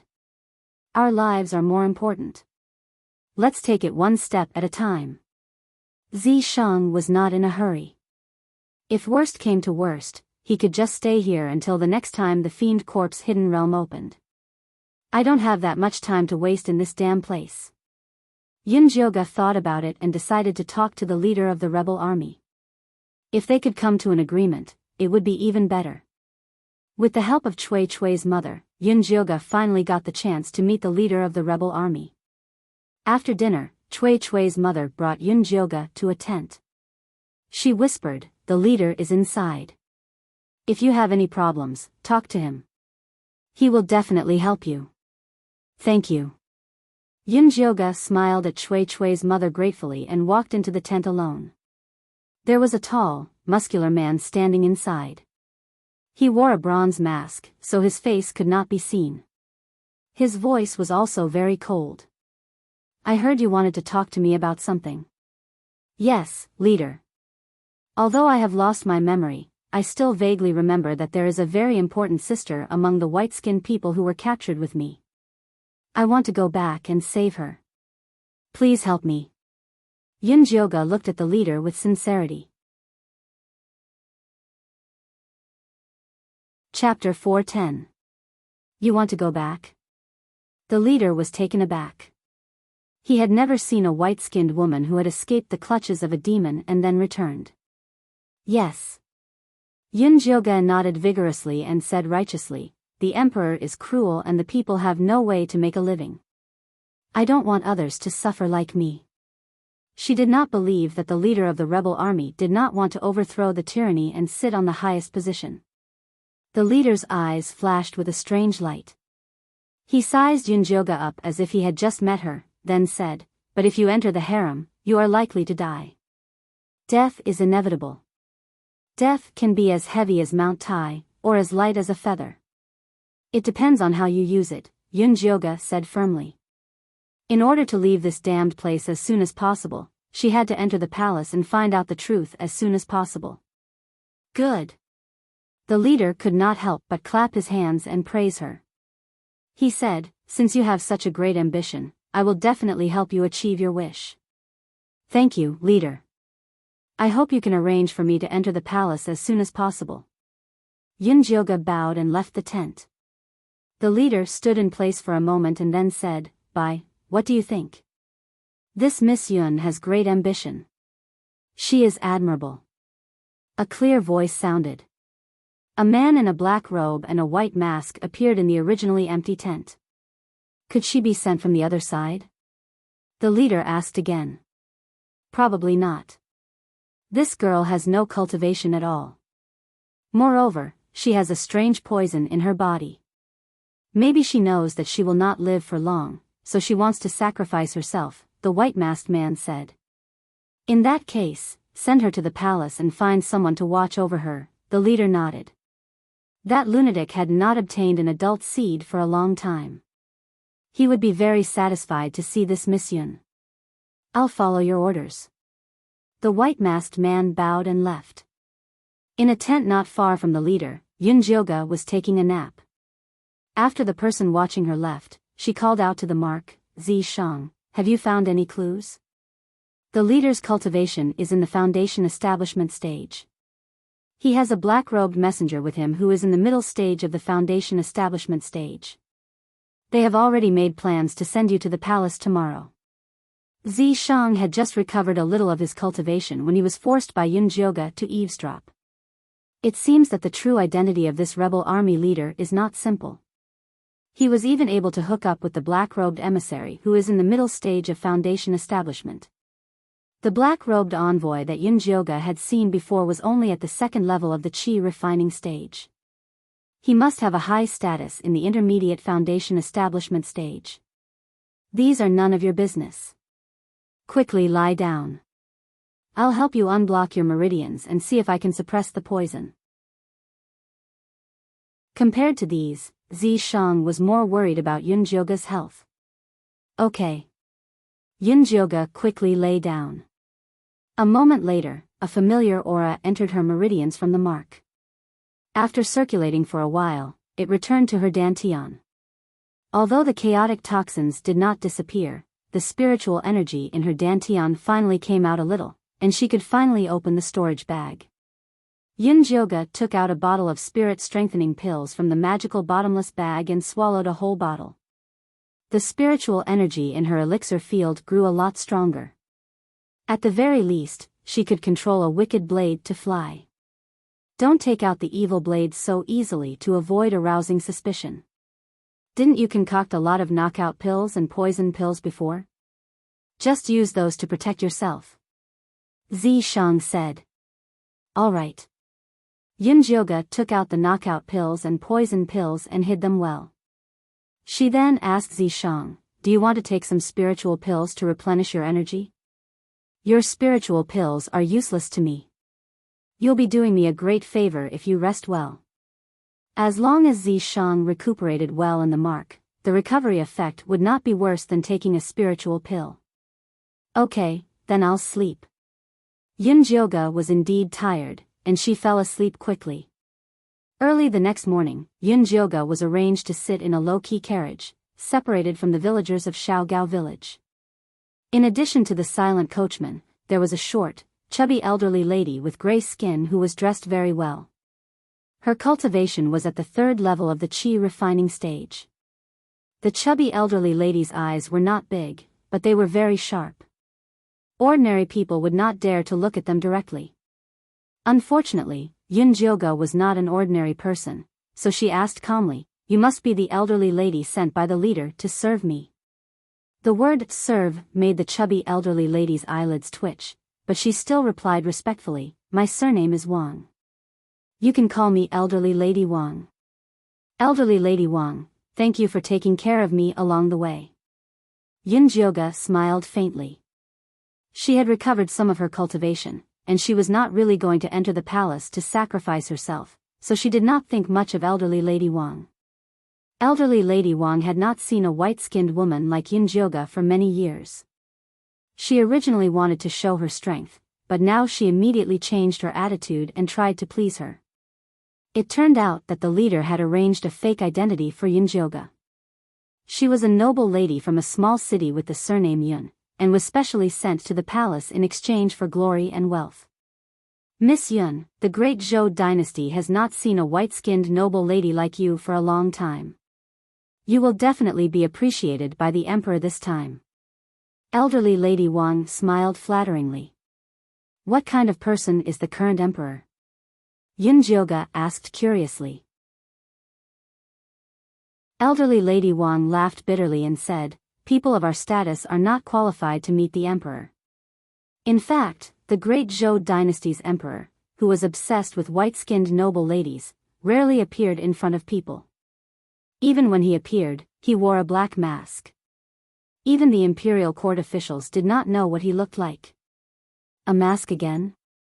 Yunjioga remembered the bronze mask worn by the leader. It seemed that this was a local characteristic. Elderly Lady Wang continued to talk about some precautions when entering the palace. There weren't too many rules in the palace. The only thing one had to pay attention to was not to be curious and not to walk around carelessly in the palace. As for the rest of the clothing, food, housing, and transportation, they were very casual, unlike the human race who had rules for eating, dressing, and traveling. Yunjioga fell asleep with Elderly Lady Wang's nagging. She arrived at the capital the next afternoon. The capital here was very prosperous. There were many shops, and people came and went. Most of the well-dressed people had light gray skin, but all of them were wearing makeup. It was indescribably strange. Although Yunjioga was a white-skinned person, she could not enter the palace directly. She had to report to the camp of the black-robed messenger. The leader of the black-robed messenger was an old man with graying temples who was at the 12th level of the qi refining stage. When he saw Yunjioga, his eyes lit up as if he had seen a treasure. He said in disbelief, "Such a good seed." After that, he wanted to pull her sleeve to see if she was really a white-skinned person. Presumptuous.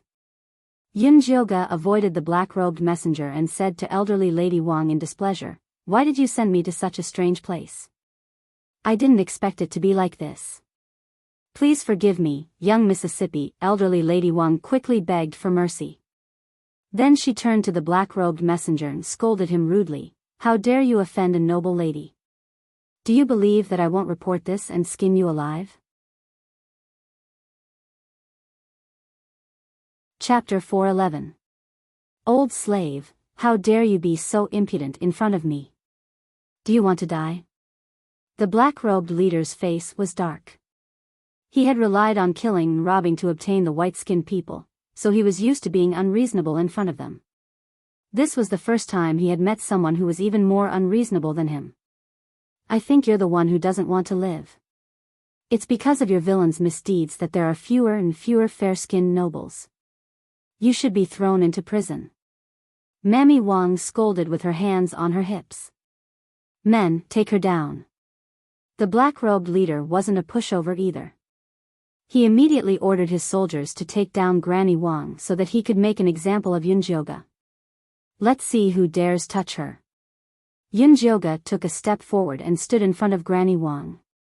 He was so domineering that none of the soldiers dared to approach. How dare you? Don't think that I'm afraid of you just because you're a white-skinned person. If you don't move, I'll capture you as well. A fierce light flashed in the black-robed envoy's eyes. Although this seed was very rare, she was too unruly. If she really became the leader, the black-robed envoy group would have a hard time dealing with her. After all, searching for the white-skinned people was a good job. Every time they went on a business trip, they could earn quite a bit of money. How could they let someone ruin it? The soldiers had done many bad things with the black-robed envoy, so they didn't dare disobey their leader's orders. They immediately raised their blades and approached Yunjioga. Yunjioga placed his hand on his waist and was about to sprinkle the knockout drug when he heard Granny Wang suddenly shout, "Murder! The black-robed envoy wants to kill the white-skinned nobles. Old slave, shout all you want. Let's see who dares to interfere," the black-robed leader said fiercely. Unexpectedly, just as he finished speaking, there was a commotion at the camp's entrance. A tall and mighty man in golden armor with a dark gray face rushed in with a group of soldiers. They immediately took down the soldiers who were threatening Yunjioga. "Your Highness, this is the black-robed envoy's camp.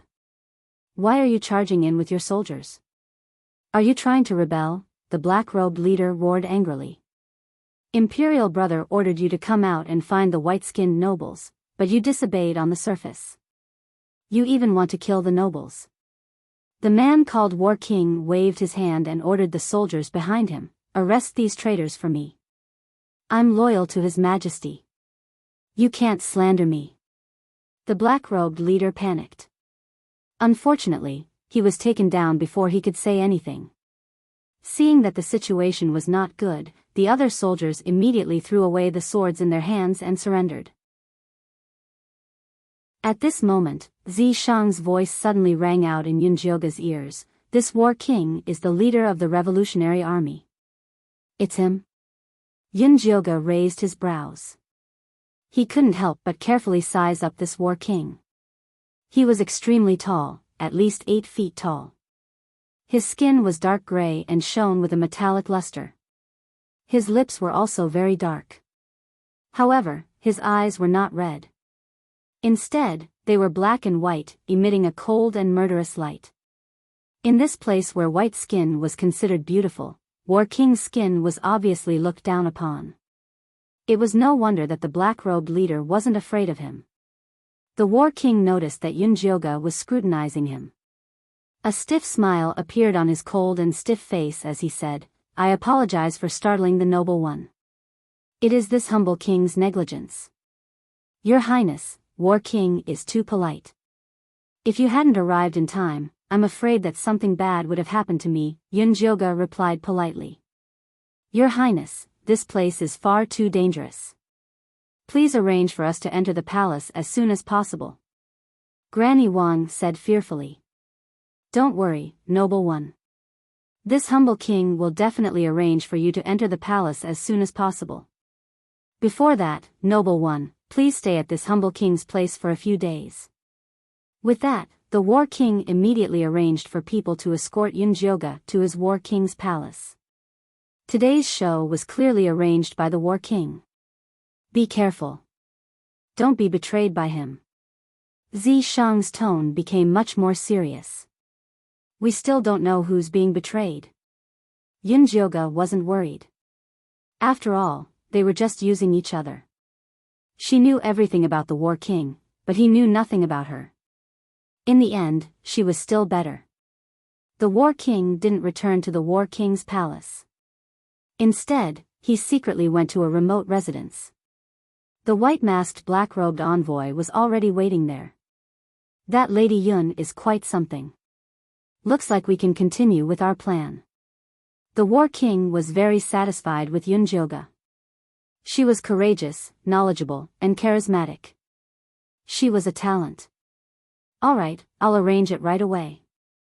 The white-masked man nodded immediately. Then, he discussed with the War King what to do next.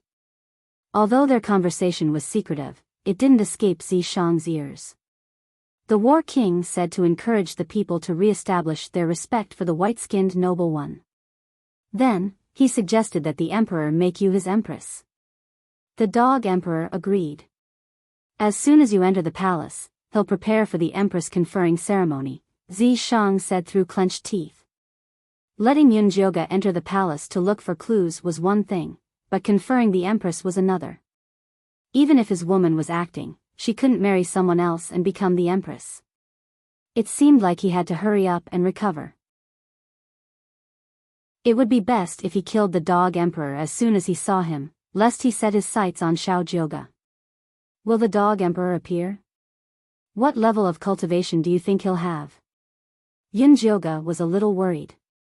The War King was a Foundation Establishment cultivator, and the mysterious black-robed man was a mid-stage Foundation Establishment cultivator. The Dog Emperor behind the scenes should have a higher cultivation than them. The highest he can go is Golden Core. It won't be any harder than the flying corpses, Zi Shang comforted Yunjioge. Don't mention the flying corpses. Yunjioge's head hurt just thinking about it. However, what made her head hurt even more was that according to her current progress, she probably wouldn't make it back to the Fiend Corp's mystic land. Don't worry. I've calculated it. Time here is slower than outside. We can still make it if we leave in a month. Zi Shang realized that the time here was very strange. It was probably affected by the killing intent. A month is not a problem. Yunjioge finally relaxed and focused on waiting to enter the palace. The War King didn't make her wait too long. The next afternoon, the palace sent someone to pick her up. She immediately moved into the Chushio Palace that represented the position of the Empress. In the luxurious Chushio Palace, Eunuch Li, the head of the inner palace, had a thick layer of makeup on his face. Behind him was a group of light gray palace maids and eunuchs. They stood respectfully in front of Yunjioge. There should be many concubines in the palace. Why haven't they come to see me? Are they looking down on me? Yunjioge sat on the high seat with a calm expression. She didn't show any emotions on her face. Master, you've misunderstood. The concubines who entered the palace previously don't live in the back palace, Eunuch Li hurriedly said. So, I'm the only one in the back palace? Yunjioge raised her brows. The back palace needed a group of concubines to support it. Now that she was the only one placed here, it was too strange. It seemed like she had to find the white-skinned women as soon as possible to understand the secret of this palace. Chapter 412. Master, please calm down. This is His Majesty's will. I don't dare to speculate. Eunuch Li said in fear and trepidation. All right, I'm a little tired. You can all leave. Yunjioge couldn't get anything out of Eunuch Li, so she waved her hand to let them leave. Miss, we haven't started talking about the rules of the palace. Eunuch Li looked at Yunjioge carefully. He had been the head eunuch of the harem for more than 20 years and had seen countless white-skinned women. However, this was the first time he saw a white-skinned noble with such a strong aura as Yunjioge. He always unconsciously bowed and groveled in front of her, as if he was seeing the emperor. Isn't it just being obedient and not going out? Don't worry, I won't leave Chushio Palace before His Majesty summons me. Yunjioge said impatiently. Since you know what to do, I won't say anything more. The rules of the palace are that no one can leave without permission after dark. If you need anything, please bear with it and send someone to inform me the next day. Eunuch Li couldn't help but mention. Eunuch Li, don't worry. I understand these rules. I will never let anyone leave the palace at night. Yunjioge was so resolute that no one dared to question her. In that case, I'll leave first. Eunuch Li saw that Yunjioge was a sensible person, so he didn't stay and annoy her. However, when he left behind 4 senior palace maids, 8 junior palace maids, and 6 eunuchs to serve Yunjioge. After Yunjioge handed these people over to Granny Wang, she went to the inner hall to rest. Granny Wang was very excited when she saw that Yunjioge trusted her so much. She immediately started to arrange everything in Chushyo Palace. In the dead of night, the junior palace maid on night duty in Chushyo Palace quietly yawned. She was immediately pinched by the older palace maid and warned her with a look to wake up. The junior palace maid shrunk her shoulders and immediately perked up, waiting for the noble sleeping in the inner hall to summon her. In the inner hall, Yunjyoga, who was sleeping soundly, slowly opened her eyes. She moved her fingers slightly and a faint green smoke floated out. The two palace maids guarding outside yawned heavily and slowly closed their eyes. Even the eunuchs in the side hall fell into a deep sleep. Yunjyoga stood up, took out a black robe from his storage pouch and put it on. Then, he silently left Chushyo Palace. It was quiet outside. There were only a few red lanterns lit up in the dark imperial palace. There was no sign of human activity. Head east. I suspect that the white-skinned women are locked inside the tower. Zi Shang had already figured out the situation in the palace before Yunjyoga entered the palace. Yunjyoga looked up and saw an 8-story pagoda in the east. Its collapsed body was surrounded by gray smoke, and it looked very strange. It was hard to imagine that this was where the former concubines lived. Don't look anymore. Come back as soon as possible. Zi Shang urged. The effect of the sleeping gas was limited. If they didn't return in time, they would be exposed. Yunjyoga hurriedly retracted his gaze and followed the shadows in the corner of the wall towards the tall tower. Wait, there are guards. Hide to the right. Zi Shang stopped Yunjyoga in time. Yunjyoga stuck close to the cold wall and looked at the patrolling guards with spears in their hands. These guards all had black skin, and their eyes were dull. Although they wore thick armor, they walked silently like ghosts. Yunjyoga thought to himself. No wonder the rules of the palace forbade them from going out. It would be strange if normal people didn't die from fear after seeing this strange and scary mirror image. These guards are all fiend corpses. Be careful. Zi Shang's voice was serious. He had suspected that this place was related to the Fiend Corp's secret territory. Now that he saw these guards, he was sure. What level are these fiend corpses? Yunjyoga's heart shuddered. He couldn't help but think of the brutal battle in the Fiend Corp's secret territory. These are just normal fiend corpses. Don't worry. Keep going. Zi Shang's voice was hurried. He also felt that things were getting worse. He had to take Xiaojioga away from this place as soon as possible. Yunjyoga avoided the patrolling guards. After a few turns, he finally arrived at the foot of the tall tower. The tall tower was heavily guarded. There were fiend corpses patrolling everywhere. Don't be afraid. These low-level fiend corpses can't see through your invisibility. Just go to the left. Zi Shang immediately found the patrolling guards' blind spots. Yunjyoga followed the small path to the tall tower from the left. When she got closer, she smelled the pungent stench of blood coming from the tall tower. She could even see black and red clouds floating inside.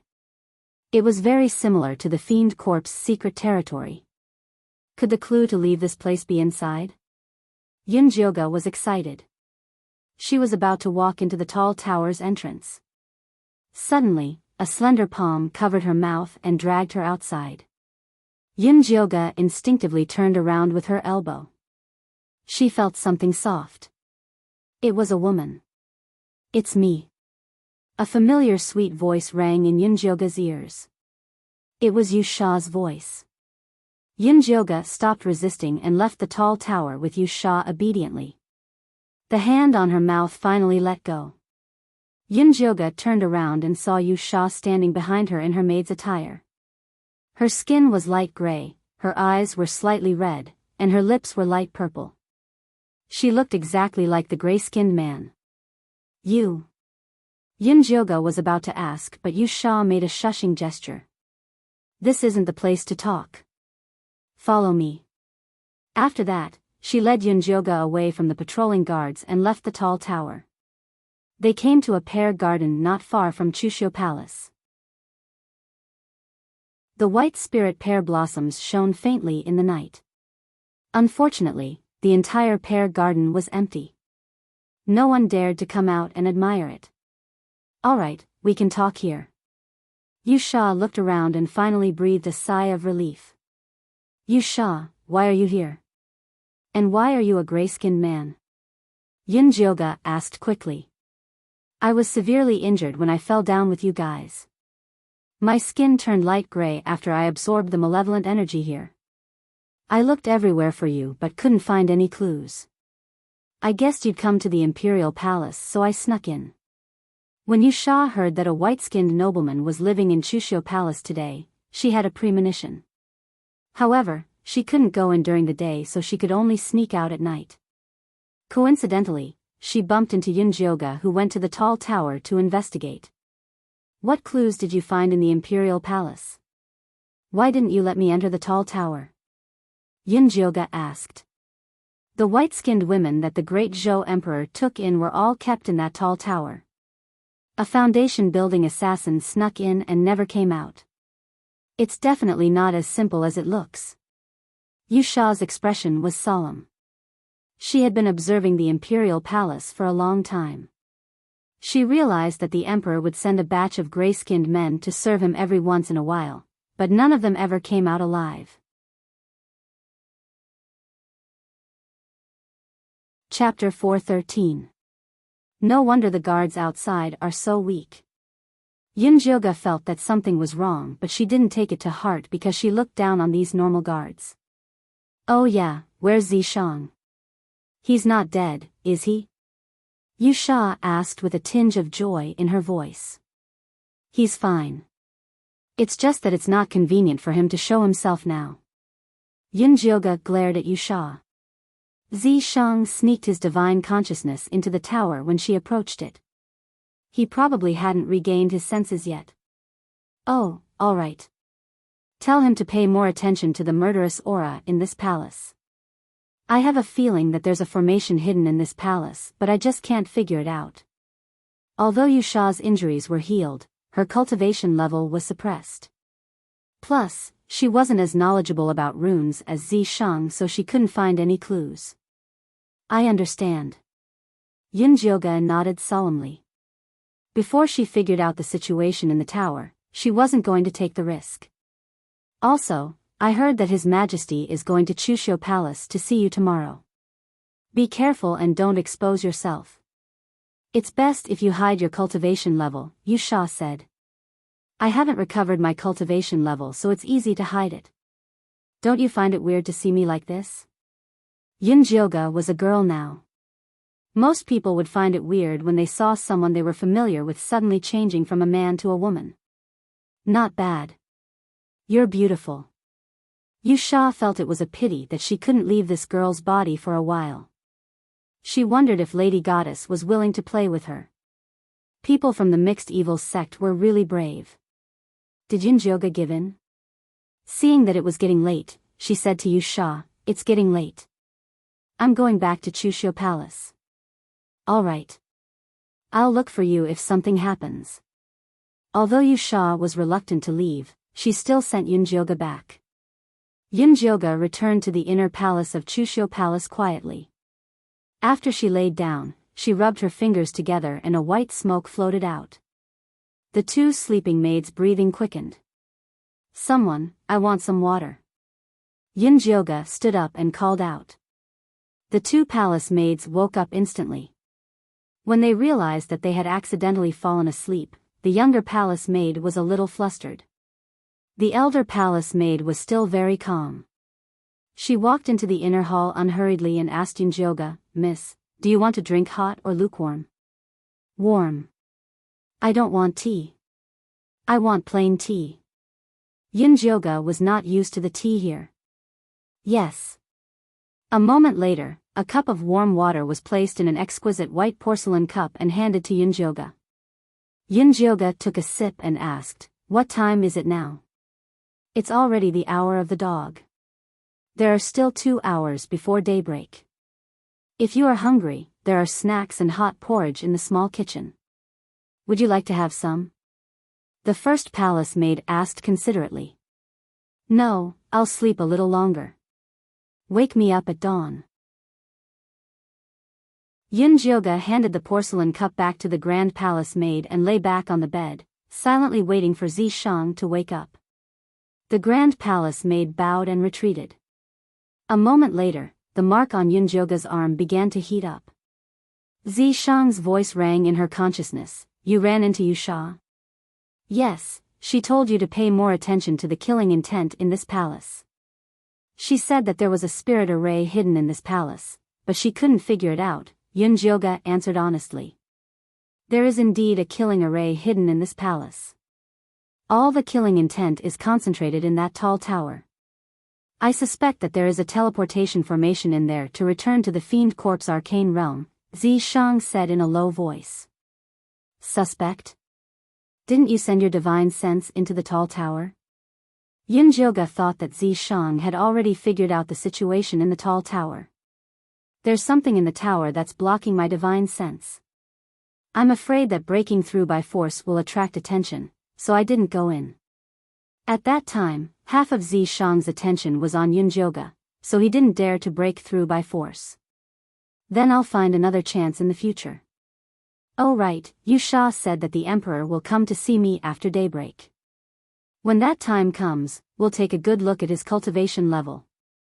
Yunjioga was no longer in a hurry. Since they had confirmed that the teleportation formation to return was inside the tall tower, they would find another chance to go in. Then I'll help you hide your cultivation level so that the Emperor won't suspect anything. Zishang also felt that under the current situation, it was better for Yunjioga to disguise herself as a local.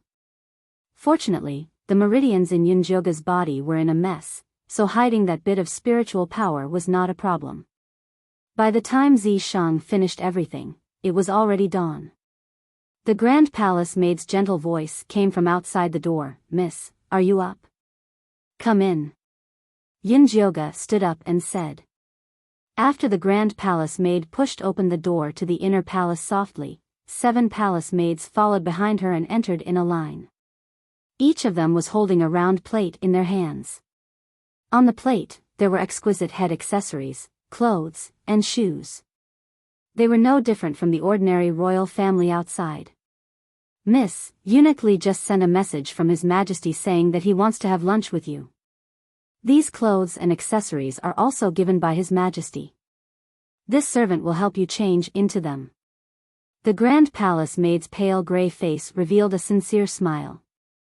Everyone hoped that the master they served would be loved and respected by the Emperor so that they, the palace maids, would be able to eat and drink well.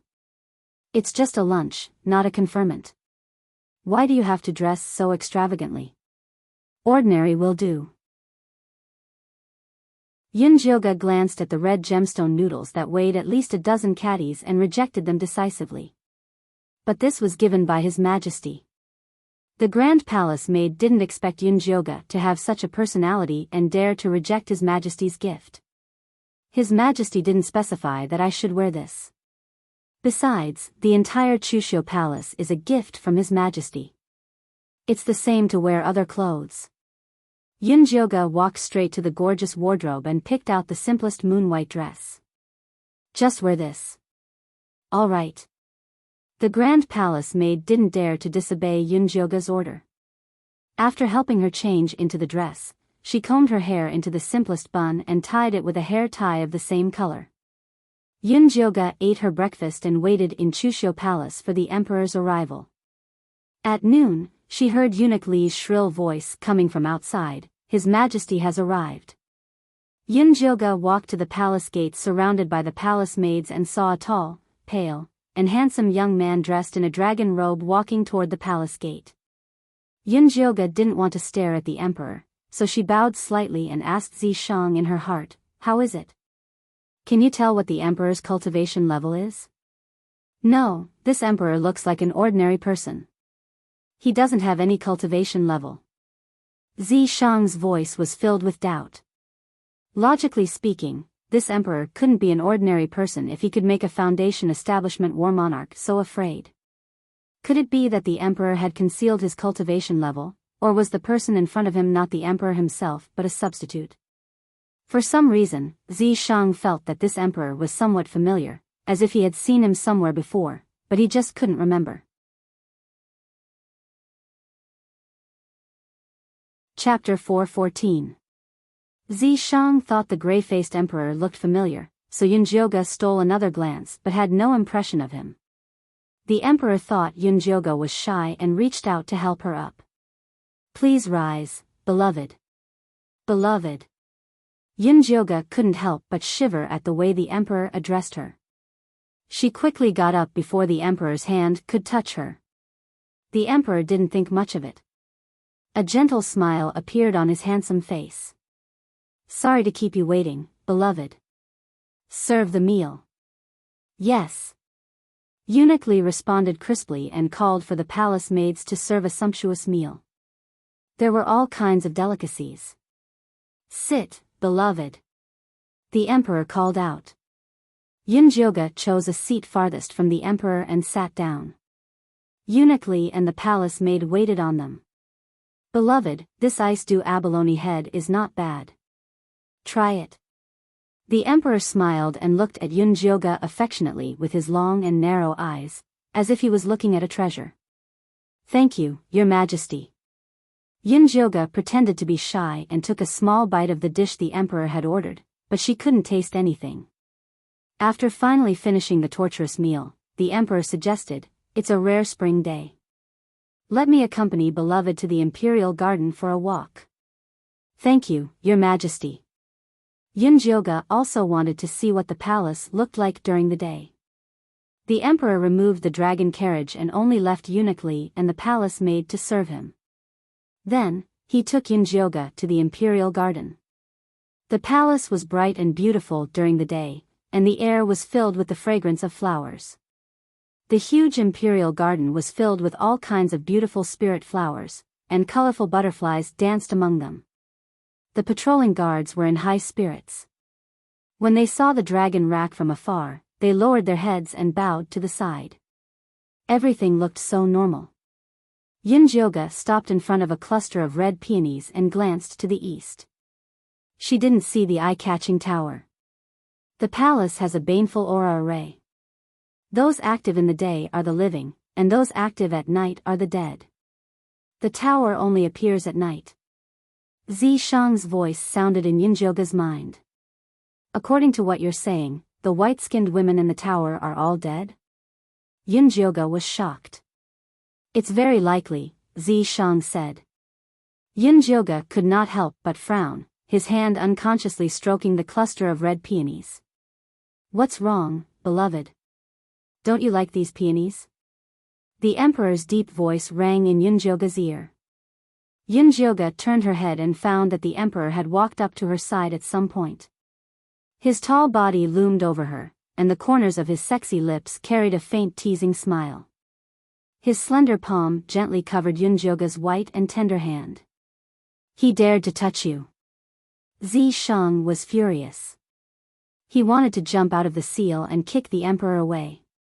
"Calm down, it's just touching your hand." Yunjioge was now a beloved concubine, so it was normal for her to be touched. "Calm down, my ass. Hurry up and pull your hand back." Zishang was even angrier now. All right, I'll do it." Yunjioge silently rolled her eyes, then shyly tried to pull her hand out of the emperor's hand, but he held it even harder. "My beloved concubine, do you know that my heart is with you?" The emperor looked at Yunjioge affectionately. Yunjioge looked at the emperor's brown and slightly red eyes. She could clearly see her fair, delicate, and beautiful face with a bit of corpse poison reflected in them. To be honest, if Yunjioge was an ordinary white-skinned native, she would definitely be bewitched by such a tall, handsome, and expressive emperor. Unfortunately, Yunjioge wasn't a pure white-skinned little white and wouldn't fall for it. The emperor probably noticed that Yunjioge wasn't moved, so he suddenly stretched out his right hand and wrapped it around her waist, imprisoning her in his arms. His brown and red eyes began to slowly move. Yunjioge originally wanted to struggle, but she was suddenly entranced by the light emitted by those eyes and fell into a trance. "Don't be in a daze, calm your mind. Zishang's hurried voice rang out in Yunjioga's mind. Yunjioga also wanted to calm down, but the problem was that the emperor's eyes seemed to have a magical power that pulled at her. She could see the sounds of laughter and beautiful white-skinned women waving at her. Little sister, come, come. Yunjioga couldn't help but smile. She felt that this was where she should be, so she couldn't help but float towards it. But soon, the mark on her arm began to heat up, pulling her mind back a little. Just like that, Yunjioga's forehead was covered in sweat. The emperor also frowned. No woman had ever been able to resist his demon eye. Could this white-skinned woman have some kind of innate divine ability? Tisk, interesting. As expected of the mother seed he favored. I have to take her down as soon as possible. The emperor's heart thumped, and the light in his eyes spun even faster. The black and red demonic light pierced straight into Yunjioga's eyes. Yunjioga's body trembled, and a look of terror appeared on her face. The white-skinned women who had been laughing and chatting with her just a moment ago suddenly turned into terrifying skeletons, dragging her down to hell with them. Zishang panicked and was just about to throw caution to the wind and pull Yunjioga out. At that moment, a loud noise rang out. Your Highness, it's not convenient for His Majesty to summon you now. Please come back later. Eunuch Li hurriedly stopped them. His Majesty was currently intimate with the newcomer, Miss Yun. Who would dare to go over now and court death? How dare you? I have something urgent to discuss with my royal brother. Can you afford to pay for it if something important is delayed? War King's furious voice boomed out like thunder. Yunjioga immediately came to her senses. She hurriedly pushed the emperor away and stumbled a few steps back.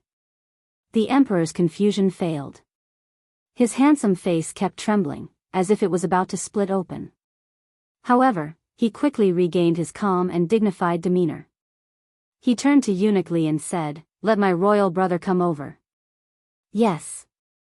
Eunuch Li retreated to the side with his men. War King strode into the imperial garden.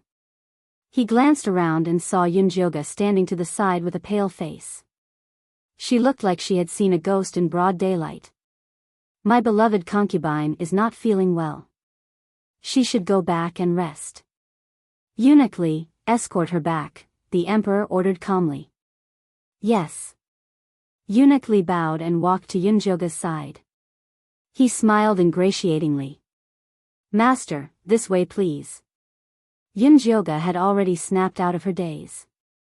She forced a smile and bowed to the emperor before following Eunuch Li back to Chushio Palace. Eunuch Li and the palace maid kept praising Yunjioga's capability along the way. They said that there had never been a noble who could make His Majesty care so much. Yunjioga did not hear a single word. She was still thinking about the skeletons of a beautiful woman she had seen in the emperor's eyes. That demonic power was too terrifying. How could someone without cultivation be able to use it? This emperor has at least a mid-stage golden core cultivation. We're in trouble this time, Zishang said in a low voice. Chapter 4:15. Middle Stage Golden Core. Yunjioga's scalp went numb when she heard that.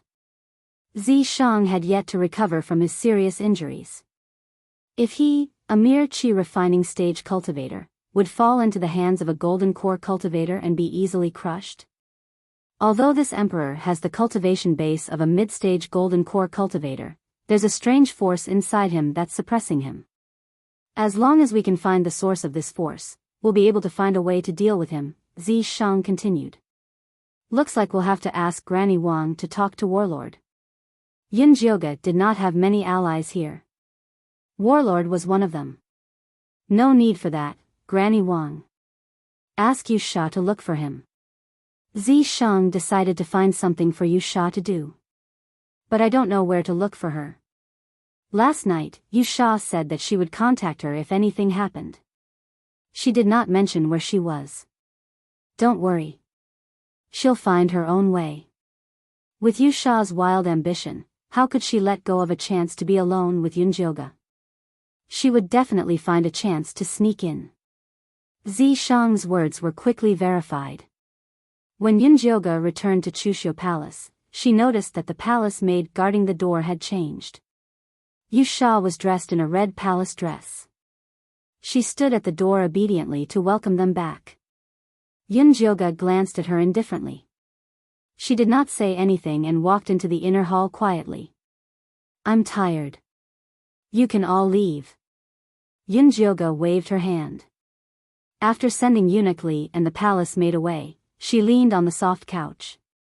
A moment later, Yusha walked in respectfully with a cup of hot tea in her hands. Miss, please have some tea. Yunjioge could not help but look left and right. Don't worry.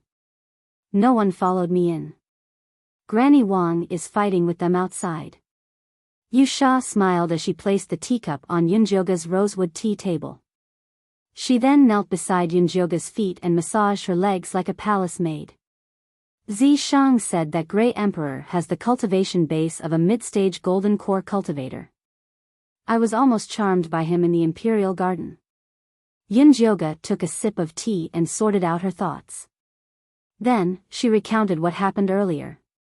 He touched your hand and hugged your waist? Yusha narrowed her eyes and tightened her grip on Yunjioge's legs. That's not the point.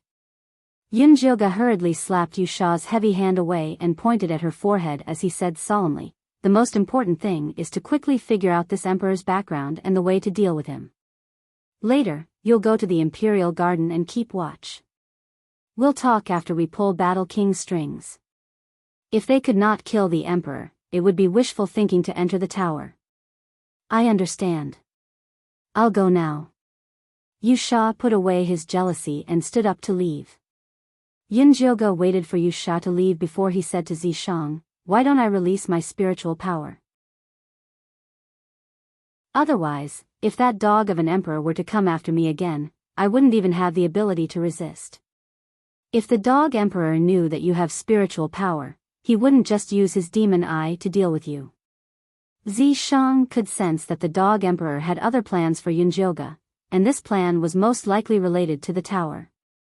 This was also the reason why he had not fallen out with the dog emperor just now. This won't do, that won't do. Am I supposed to just wait for death? Yunjioge hated the feeling of being restricted. You can recover your spiritual power slowly. When you have time, you can contact the cute little baby. If you can activate the demonic tripod, then we'll have more confidence, Zishang said in a low voice. All right. Yunjioge laid back on the bed helplessly and started calling the cute little baby. She tried to contact the demonic tripod with her divine consciousness. However, she did not know where the demonic tripod had gone. No matter how she tried, it was useless. Just as she was about to give up, a gray dot suddenly flew towards her. It gradually turned into a gray little person. The little person's face was exactly the same as Yunjioge's. It was the grass soul seed that had devoured the flying corpse. Master, I've finally found you. The moment the grass soul seed saw Yunjioge, it began to weep. You didn't die? Yunjioge was shocked.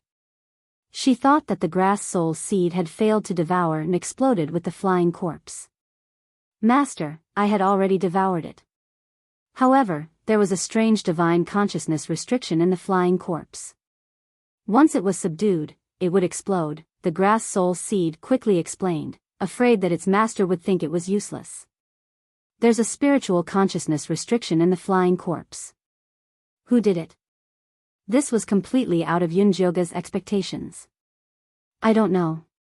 After the flying corpse exploded, I was locked here. There's a monster that wants to eat me.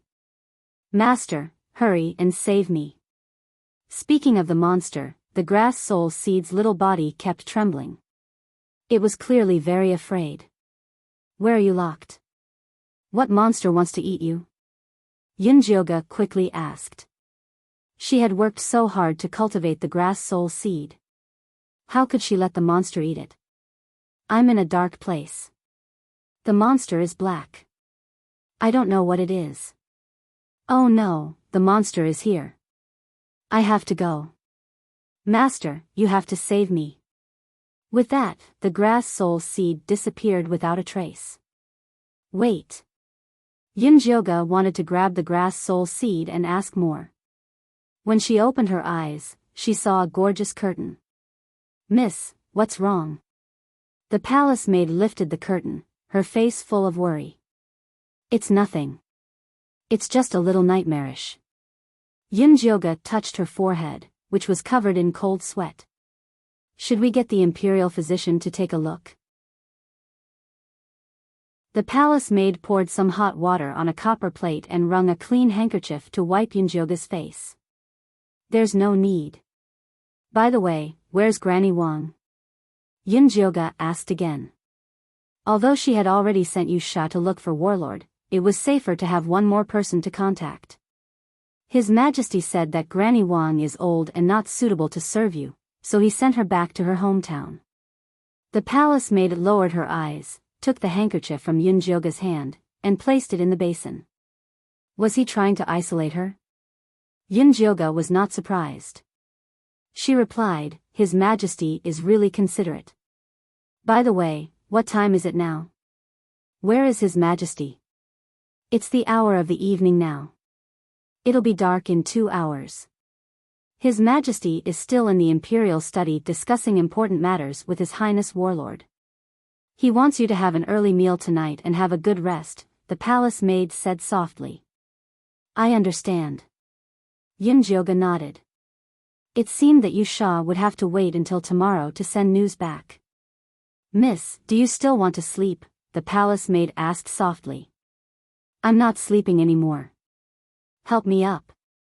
Yunjioga came to the outer hall and ate a few snacks. She pretended to be chatting and asked the palace maid, I still don't know your name. Eunuch Li had introduced her yesterday, but Yunjioga did not pay much attention to it. My name is Bao, the palace maid replied respectfully. How long have you been in the palace? Yunjioga took another sip of tea. I've been in the palace for 8 years. I've always been working in Chushio Palace. No noble has ever lived in Chushio Palace before. Miss, you're the first. Bao knew that Yunjioga wanted to find out more information, so she took the initiative to tell her everything she knew. Do you know where those white-skinned women went? Yunjioga put down the teacup.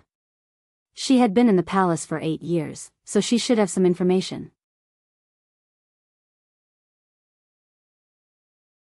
Chapter 4:16. I don't know. Bao shook her head. Although she had worked in the palace for 8 years, her range of activities was limited to Chushio Palace. She was not clear about other places. I see. Yunjioga's disappointment was evident in his words. He looked as if she didn't know anything after working for 8 years. Bao began to feel uneasy. Nurse Wang had just been sent away, and it was time for her to perform. If she disappointed her master now, it would be difficult to gain trust in the future. Bao thought about it and whispered, I have heard a rumor about the white-skinned noblewoman, but I don't know if it is true or not. Anyway, tell me. Yunjioga's eyes lit up, and he immediately cheered up. I heard that after the white-skinned noblewoman slept with Her Majesty, she would be sent to another place to prepare for pregnancy. So, there is no one in the harem now, Bao said in a low voice. Prepare for pregnancy? Did they win the bid in one go? Yunjioga asked in surprise. Even a sharpshooter couldn't be so accurate. Miss. Bao's face turned red. How could a virgin say such a shameful topic? I'm serious. Did those white-skinned noblewomen only sleep with Her Majesty once? This is a very important question. Yunjioga's face was serious. In the cultivation world, the higher one's cultivation, the harder it was to get pregnant. This was an unchanging truth. There was no reason for this gray-faced golden elixir emperor to be an exception. I only heard about it. Bao looked embarrassed. She had never had a white-skinned noblewoman live in Chushio Palace. How could she know about these boudoir secrets? Did any white-skinned noblewoman give birth to a dragon son? Yunjioga asked again. No. Bao had been in the palace for 8 years. Not to mention a dragon son, she hadn't even seen a dragon girl. She was sent away when she was pregnant, but she couldn't give birth to a single one. This is too strange. Yunjioga thought of the evil spirit tower that would only appear at night and the withered beauty in the eyes of the gray-faced emperor. He couldn't help but feel heavy. Miss, this is all nonsense. Please don't take it seriously. Otherwise, this servant will definitely die. Bauer panicked a little. If Eunuch Li knew that she was gossiping here, it would be troublesome. What are you afraid of? You can tell me, and I will listen. No one else will know. Okay, it is getting late. Go and see if dinner is ready. I will go rest in the inner hall. Yunjioga told Bao a few things, and then he got up and walked into the inner hall. Bao saw that Yunjioga's expression was calm and didn't look like he was frightened, so she left with peace of mind. There's no smoke without fire. This palace maid should be telling the truth, Zishang said in Yunjioga's mind. Hehe, a golden core cultivator won the bid on the first try. How is that possible? Those white-skinned women are not getting pregnant normally. There must be something strange about this. However, this mystery could only be solved by seeing the white-skinned women. Let's put that aside for now. Have you contacted the demonic tripod? Zishang was more concerned about this. I didn't contact the demonic tripod. Instead, I encountered the grass soul seed. Yunjioga told him about the grass soul seed. The bloody orb self-destructed and a black monster? Zishang had a vague guess, but he couldn't connect it. Do you think that the grass soul seed is locked in the tower? Yunjioga thought about it, and the mysterious tower was the most likely place to be. Probably. Next time you see it, ask about the situation in the tower. They had to enter the tower eventually. The more detailed the information, the better. Okay, I will contact it again tonight. Yunjioga was about to discuss with Zishang when Bao's voice sounded outside. Miss, His Majesty has sent a bunch of gifts. Do you want to come out and see? No, just keep them. Yunjioga wasn't in the mood to deal with these people. After Bao went out to reward the eunuchs, she walked back into the inner hall. With a complicated expression, she said to Yunjioga, Miss, Eunuch Li said that His Majesty lit your lantern tonight. He wants you to prepare and sleep with him tonight. Sleep with him? Yunjioga's eyes almost fell out of their sockets. This gray-faced emperor was serious, and he wanted her to sleep with him? Miss, this is something that will happen sooner or later. Don't think too much about it. Bao was regretting what she had said. What if she was afraid and didn't want to sleep with him? The emperor might not do anything to her in his rage, but servants like her wouldn't be able to escape death. I understand. You can go. You don't have to prepare dinner. I have no appetite, Yunjioga said weakly. Bao wanted to say something, but when she saw that Yunjioga didn't want to talk about it, she left. Go find Yusha. We will go to the high tower tonight. Zishang immediately made a decision. Even if it cost her cultivation, she would take Yunjioga away from this place. She didn't want the gray-faced emperor to think about her. There's no hurry. Didn't you say that the gray-faced emperor is being suppressed by a mysterious force? Let's wait for news from Warlord first. Also, judging from the emperor's attitude, if I don't obey, he won't do anything rash. If he did, then she would take his life while he was distracted. No, that's too dangerous. Zishang seemed to have thought of something and suddenly said, Call Yusha over. She should be guarding Warlord at the entrance of the Imperial study right now. How do I call her? Yunjioga was helpless. She couldn't go out in front of Bao and the palace maids, could she? Use your divine sense to call her. She'll be able to sense it. Zishang knew that Yusha had secretly done something to Yunjioga's divine sense, but he had turned a blind eye to it. All right, I'll try.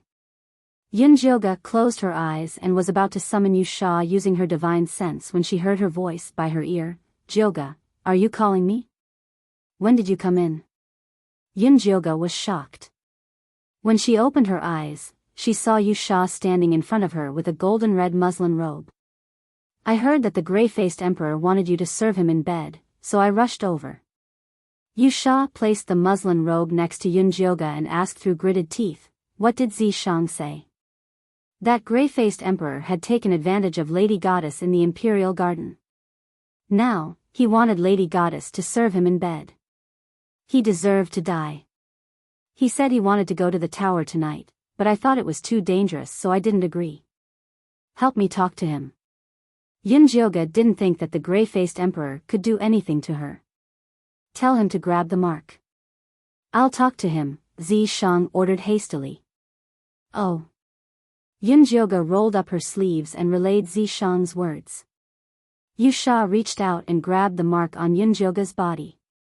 Then, she closed her eyes and listened carefully.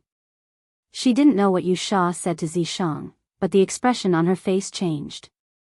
She couldn't help but nod and say, "I understand. That's what we'll do."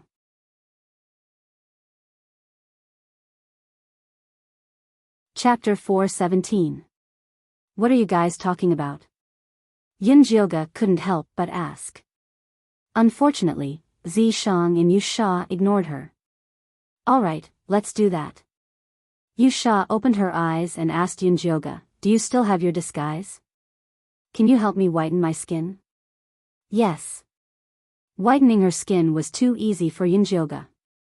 She had a beauty pill with her. After consuming it, not only would it whiten her entire body, but it also had a soft glow effect. She made it when she was bored and was going to sell it at Plethora Treasure Tower.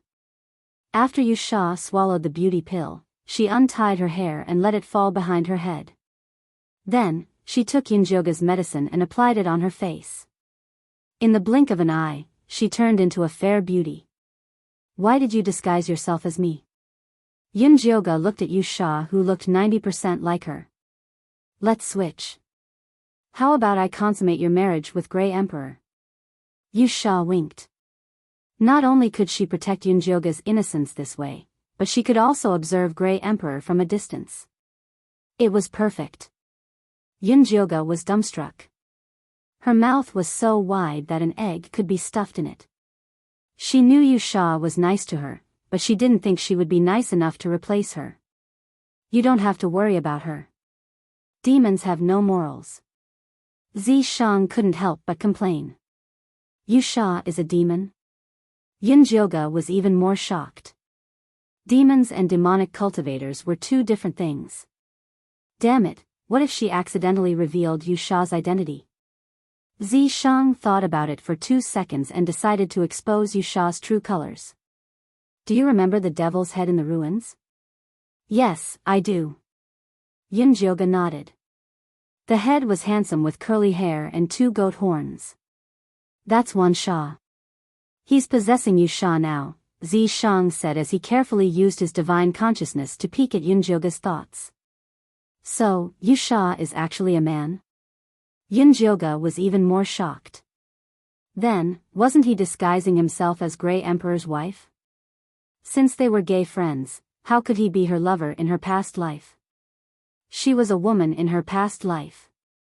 Zishang sensed the chaos in Yunjioga's heart. Harboring evil intentions, he explained, "Wansha has no integrity at all. Not only does he kill both men and women, but he also has lovers everywhere. He has no bottom line." Everything Zishang said was the truth. He had absolutely no intention of slandering Wansha. It was just that he forgot to mention that all those ridiculous things happened before Wansha hooked up with the goddess. All right. Yunjioga's mind was in a mess. Although she was touched that Wansha had risked his life to save her, when she thought of his shameless actions, she felt horrified. Wansha still did not know that he had been betrayed by Zishang. After disguising himself, he sealed his cultivation and said to Yunjioga, "Quickly disguise yourself as me and change into the palace maid's clothes." "Oh, okay." Yunjioga absent-mindedly painted herself to look like a gray-skinned man, and then changed into a red palace-made dress. Take this invisibility pill and stay on the side to help me hold the fort later.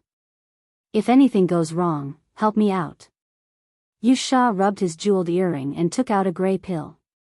This was the invisibility pill that her family had prepared for her. It was expensive, and she only had 3 of them. Yunjioga took it and sniffed it. After confirming that it was a high-grade invisibility pill, she swallowed it. After Yusha waited for Yunjioga to successfully conceal herself, she laid down on the chaise lounge and called for Bao to come in and serve her. Bao thought that Yunjioga was having dinner, so she brought the little palace maid in to take a look. She found that Yusha had already changed into a gauze dress and was lying on the chaise lounge, looking completely at her beck and call. "Miss, you've thought it through?" Bao was surprised and delighted. Go and stand guard at the door later. When the emperor arrives, let him into the inner palace. Yusha said lazily. Yes. Bao nodded quickly. Although this was a little against the rules, there were no rules in the imperial harem. As long as the emperor did not blame her, it was fine. However, before Bao left, she still led the little palace maids to tidy up the inner palace. The curtains and bedsheets were all changed into a festive bright red. A red carpet was laid on the floor, and bright red peonies were placed on the bedside cabinet. The atmosphere of a newlywed immediately became lively. After Bao was done with the decorations, she left with the little palace maids. "Are you really going to serve me in bed?" Yunjioga could not help but ask. "Jioga, if you can't bear to leave me, I won't go." Yusha reached out to pull Yunjioga. Her beautiful eyes were sparkling with a suggestive gleam. "You don't have to sacrifice yourself like this for me." Yunjioga was conflicted. Although demons had no morals, Yusha was sacrificing himself for her. She could not help but feel uneasy. "It's not a sacrifice. I've cultivated the art of plucking before. If I can take this opportunity to absorb more than half of the Grey Emperor's cultivation base, it'll be of great benefit to me." Yusha was considering this from a strategic point of view. Rolling in the sheets with a man was not a problem for him at all. This body was not his real body anyway. It was fine to just play with it. All right. Since Yusha had already said so, it would be unreasonable of Yunjioga to try and stop him. "Are you hungry? Do you want to eat something?" Yusha's long, black hair fell to the side of her body, revealing her fair and delicate collarbone. Her slender fingers hooked around Yunjioga's palm. She exuded a powerful charm. "I'm not hungry. I've eaten an abstinence pill." Yunjioga silently retracted her hand. She thought to herself that when Zishang was able to show himself, she would definitely roll in the sheets with him to set up her correct values. "Don't worry. I'll be able to show myself very soon." Zishang chuckled softly. His elegant voice was like a feather caressing the tip of Yunjioga's heart. Yunjioga felt her heart itch. Compared to the seductive Yusha, she preferred the sultry Zishang. It looked like her values were still very correct. Wan Sha, who was unaware of the situation, was still using Yusha's body to seduce Yunjioga. There were a few beautiful girls among the lady goddess's lovers back then. There was no reason for him to not be tempted by the current him. Just as the two of them were engaged in a tug-of-war, Bao's clear voice rang from outside. "Long live the emperor!" Yunjioga quickly hid herself and retreated to the side to avoid attracting the Grey Emperor's attention. The next moment, the Grey Emperor strode in from outside. There was a gentle smile on his handsome face, and his entire being exuded a proud aura. Yusha got up from the imperial concubine's couch and bowed to the ground. "Your concubine greets your majesty." "My beloved concubine, you may dispense with the formalities." The Grey Emperor held Yusha's slender arm and pulled her into his arms. He smiled and said, "My beloved concubine, you're really lovely today." "I'm very happy." "Your Majesty, you flatter me." Yusha lowered her head slightly. The blush on her face spread to her neck. It was an indescribably moving sight. The Grey Emperor's gaze deepened. He smiled ambiguously and said, "The night is too short. Let's go to bed." After that, he carried Yusha in his arms and walked toward the large bed in the inner hall, stepping on the red flower petals that covered the floor.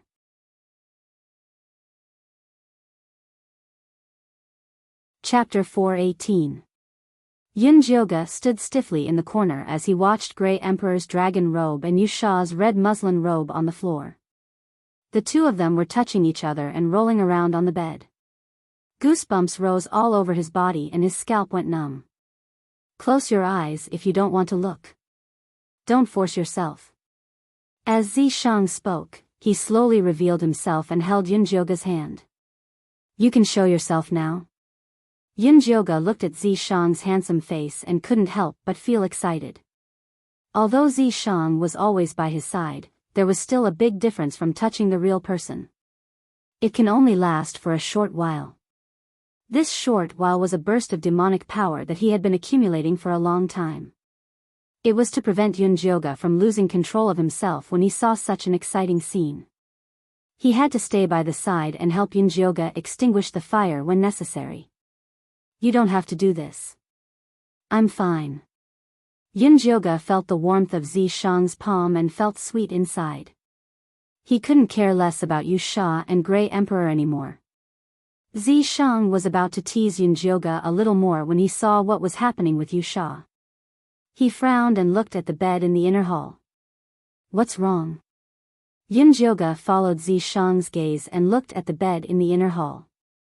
Grey Emperor had gotten up and was standing by the bed. His muscular upper body was bare, but he was still wearing white underwear. Yusha's clothes were messy as she laid on the bed without any reaction. She seemed to have fainted. Yunjioga was about to go check on her, but Zishang stopped him. Don't rush. Let's see how it goes. Yunjioga could only suppress his anxiety and stand beside Zishang, watching Grey Emperor's movements closely. Grey Emperor slowly put on his dragon robe and took out a small grey bell. He shook it and called out, "Come in." A tall man with dark grey skin walked in through the door. He was actually a battle king. At this moment, the battle king's eyes were dull and lifeless, as if he was a marionette. Grey Emperor took out a black pill the size of a thumb and shook the bell for War King to swallow. Then, he told him to get on the bed. Warlord stripped off his clothes with a straight face and pounced on Yusha, who was lying on the bed in his nakedness. Yunjioga's eyes widened in shock. Could it be that the white-skinned woman hadn't slept with the gray-faced emperor, but had been fooling around with the War King like today? Also, what was that black meatball that Battle King ate just now? It smelled fishy, and he wondered if messing around with Yusha would hurt her. When Yunjioga saw that War King had already begun to tear Yusha's thin trousers apart, Yunjioga began to panic. He was afraid that Yusha would be at a disadvantage. Zishang's frown deepened. In the end, with a flick of his finger, a purple mist quietly slipped out. There was a sudden loud noise outside the door, and then there were the screams of the palace maids and eunuchs. Broken jade pavilion has collapsed. The palace of heavenly purity is on fire. On the bed, Warlord, who was pressing down on Yusha's hands and getting ready to raise his spear, immediately stopped what he was doing. A pained and conflicted expression appeared on his face. A look of rage flashed across the handsome face of the gray-faced emperor. Black mist leaked out of his cracked skin, making him look extremely terrifying. He glared fiercely at Warlord and shook the bell in his hand again. Warlord's expression became even more pained, but he stopped moving. The gray-faced emperor knew that he had lost control of Warlord, and forcing him to continue would only make things worse. He could only shake the bell helplessly to let Warlord leave Chushio Palace. Without even putting on his clothes, Warlord jumped out of the window with his well-built naked body. Yusha, who was lying on the bed, also happened to wake up at this time. She used the bright red blanket to cover her naked chest, and said to the gray-faced emperor who was standing by the bed in confusion, "Your Majesty, what happened?" It's nothing. There's a fire outside, so I'll go out and take a look. You can continue to rest. The gray-faced emperor regained his gentle look. After comforting Yu Sha for a while, he walked out of the inner hall. As soon as the gray-faced emperor left, Yu Sha's beautiful face darkened. She dragged the bed sheet down and asked Yunjioga, who came up to her, what happened? That gray-faced emperor was probably impotent. Halfway through, Warlord came and even gave him a Herculean strength pill. Yunjioga told her what happened in a concise manner. In the end, Yu Sha asked, didn't you feel anything just now? When I was rolling on the bed with him, I was accidentally hit by his ice skill.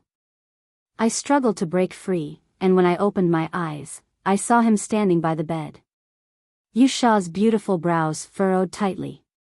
Although she already knew that the gray-faced emperor's ice skill was powerful, it was still difficult for her to avoid it when her cultivation base was sealed. I wonder if Warlord knows that he's been used as a substitute by the emperor in bed? Yunjioga recalled Warlord's pained and conflicted look and felt that he should know something. That's easy. I'll just call him here tomorrow and ask him about it. Yu Sha's original plan was to feed the tiger with her own body and use it to absorb the gray-faced emperor's cultivation base. Now that the gray-faced emperor was not sleeping with her, she did not want to mess around with Warlord. We must get this done as soon as possible. I've already alerted the enemy when I tried to save you. The longer we delay, the more disadvantageous it will be for us, Zi Shang said with a serious expression. He had placed some gunpowder around Chushio Palace in the tower, planning to use it at a critical moment. He had exposed himself in order to save Yu Sha just now. The gray-faced emperor must have sensed it, so all his arrangements were ruined. If that's the case, then let's go look for Warlord now. The meatball he ate earlier has an aphrodisiac effect. He might be waiting for us to save him now. Yunjioga's eyes were sharp. He had already spotted Warlord in a state of arousal when he ran out naked. It was said that men were like wild beasts when they were aroused. It was hard to guarantee what they would do. You stay here to fool others. Jioga, come with me. Zi Shang made a prompt decision and dragged Yunjioga away. Hey! Yu Sha was not even dressed yet, so she could not catch up even if she wanted to. Yunjioga followed Zi Shang out the window and smelled a faint musk lingering in the air. This was left behind by Warlord. He's over there. Zi Shang scanned the area and accurately determined Warlord's whereabouts. Yunjioga looked into the distance and realized that Zi Shang was pointing at Pear Blossom Garden. Pear Blossom Garden still shone with a beautiful light, but it was no longer peaceful. Under a blooming pear blossom tree, the sounds of a woman's choking moans and a man's intense panting could be heard intermittently. When Yunjioga and Zi Shang arrived, they saw the War King galloping around a palace maid's body with bloodshot eyes. The pear blossom tree shook violently as he slammed into it, and the pure white petals fell on his sweaty back. Yunjioga was about to rush forward to save him, but Zi Shang pulled him back again. What's done is done. Why don't we wait until he's done? Otherwise, it'll be troublesome if Warlord gets stuck there in shock. Yunjioga immediately imagined the scene of a stick stuck in his head. His face darkened, but he did not dare to rush forward. Fortunately, Warlord had already reached his limit. His back was as taut as a bow. After a low growl, he collapsed on top of the palace maid.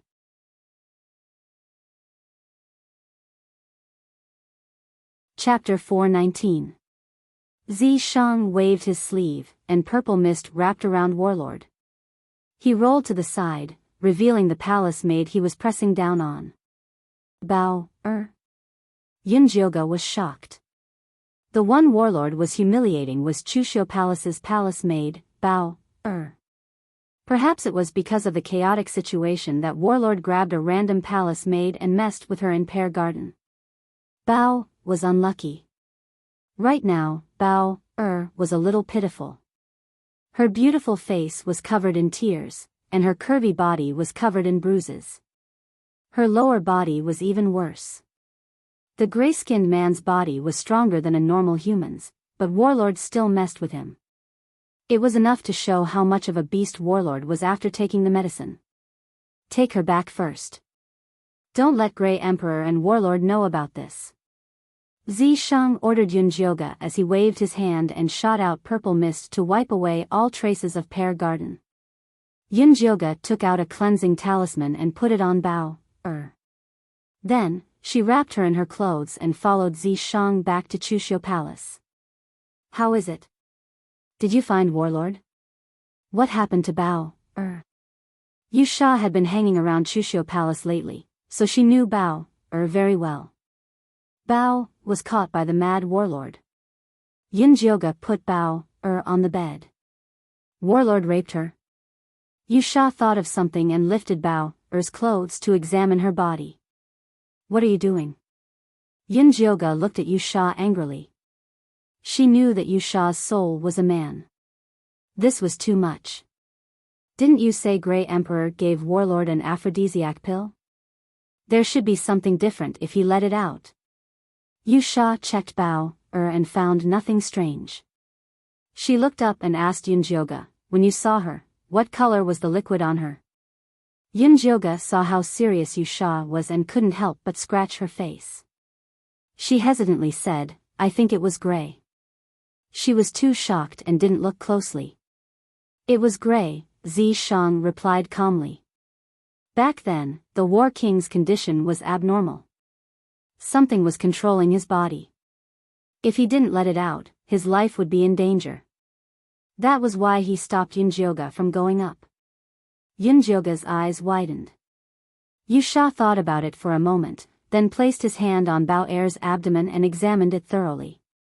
In the end, he frowned and said, so it's this thing. What is it? When Yunjioga saw Yusha and Zishang talking as if they were talking in riddles, he was so anxious that he wanted to punch them. What the Greyface Emperor wants the most is a devilish embryo formed from demonic qi and baleful qi, Zishang said expressionlessly. What does he want the demonic embryo for? Yunjioga blinked. The devilish embryo was a mixture of devilish qi and baleful qi. It was one of the evilest things in the world. It was absolutely not something that a golden core stage cultivator could cultivate. If he really managed to cultivate the demonic fetus, the entire world would be destroyed.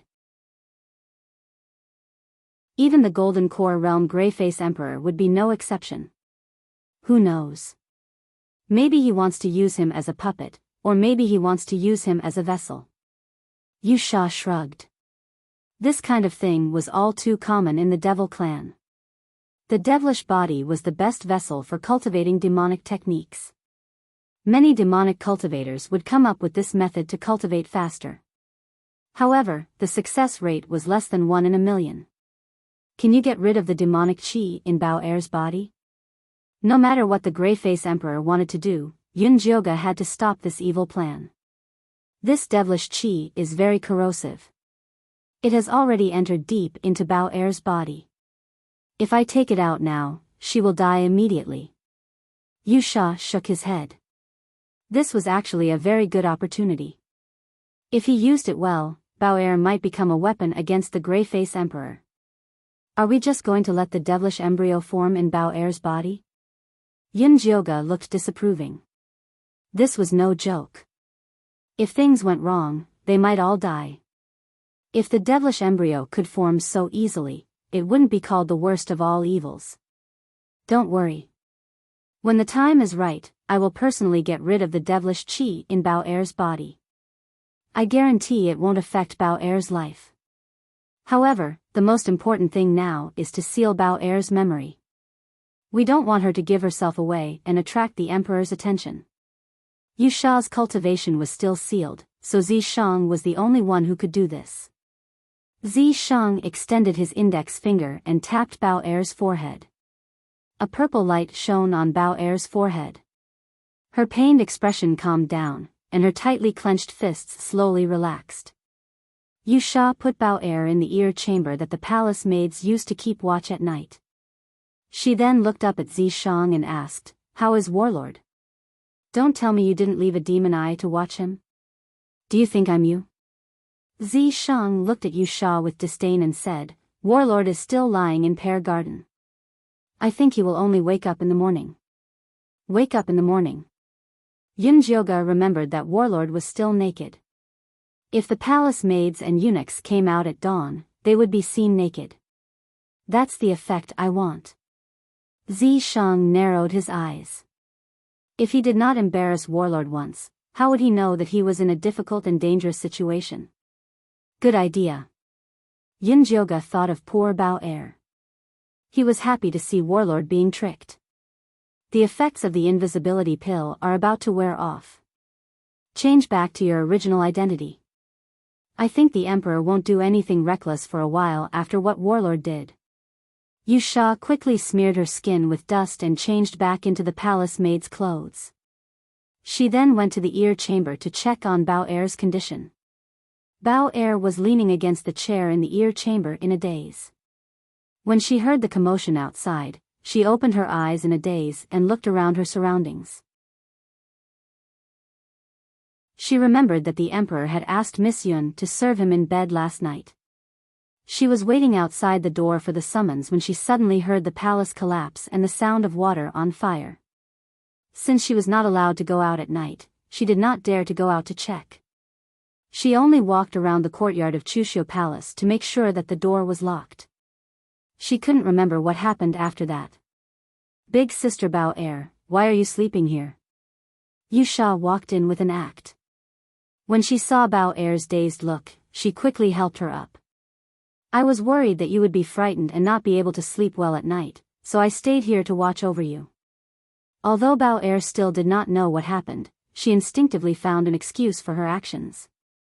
Big Sister Bao Er is really attentive to the young lady. But it's almost dawn. You should go wash up quickly. Yusha said considerately.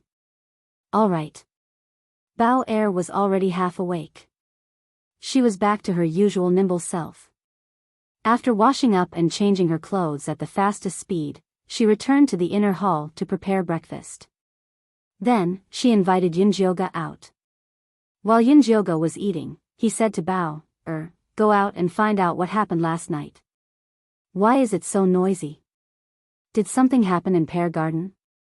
He emphasized the words, Pear Garden. Yunjioga was having breakfast. This servant will send someone to find out right now. Even if Yunjioga did not mention it, Bao Er would still go find out.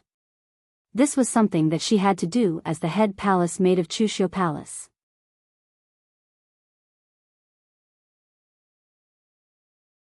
Chapter 420. Yunjioga picked up the teacup and moistened his throat. Then he said to Bao Er, I don't trust others. You should go ask yourself. Yes. Bao Er nodded gently and went out to inquire about the news. Because the commotion last night was too big, Bao Er easily heard about it. When she came back, her beautiful face still had a shocked expression. What's wrong? Yunjioga put down the teacup and asked. Miss, I've already inquired. Last night, Broken Jade Pavilion suddenly collapsed. The Emperor personally took people to extinguish the fire. Bao Er replied softly. What about Pear Garden? Yunjioga raised his eyebrows and asked. Bao Er blushed and said hesitantly, Pear Garden is fine, but what? Yunjioga frowned and his face darkened. Don't hesitate, say what you have to say. Yes. Bao Er saw that Yunjioga didn't look happy, so she quickly told him what she had heard. I heard that when the eunuchs in the watering room went to the pear garden to sweep the floor, they found the warlord hanging unconscious on the pear tree without any clothes on. Because warlord's position was too conspicuous, except for the eunuchs and maids who were responsible for taking care of pear garden, all the people nearby could see it clearly. They could even count the moles on warlord's body. Warlord was hanging naked on the tree. Yunjioga's mouth twitched. He inexplicably remembered the scene of those cultivators who offended Zishang in En Corp's sect being hung. Zishang was really dirty when he was naughty. He didn't know where he learned this bad habit of taking off people's clothes when he was unhappy. Warlord took off his clothes himself, okay? Zishang was very dissatisfied. How could he be described as a pervert? He was kind enough to wrap a circle around Warlord's waist with leaves. Actually, he wasn't hanging. I don't know who knitted a grass leaf skirt for Warlord and put a big lotus leaf in the middle. Bao, said with a blushing face. A big lotus leaf in the middle. Yunjioga didn't know whether to laugh or cry. It was better to be naked. Miss, don't forget to tell others. It'll be bad if they hear it. Bao, reminded him. Although the emperor was in charge of the harem, the war king was still the emperor's younger brother. It would be dangerous for him to lose his temper. I know. Pass down the order as well. Tell the people of Chushio Palace to shut up and not talk about this matter. Yunjioga ordered. Even though Bao's memories had been sealed by Zishang, it was hard to guarantee that she would not suddenly recall the time when she was humiliated. I understand. Bao agreed with Yunjioga's order, so she went to do it. After Bao went out, Yu Sha sneaked in. Where did you go? He disappeared early in the morning. It's such a fun thing. Of course I have to go and see it myself. Yu Sha winked mischievously at Yunjioga and said with a smile, Bao didn't tell me everything just now. Actually, there's more to it. What else? Yunjioga asked with interest. After the warlord ran away, he went to the imperial study and made a scene with the emperor.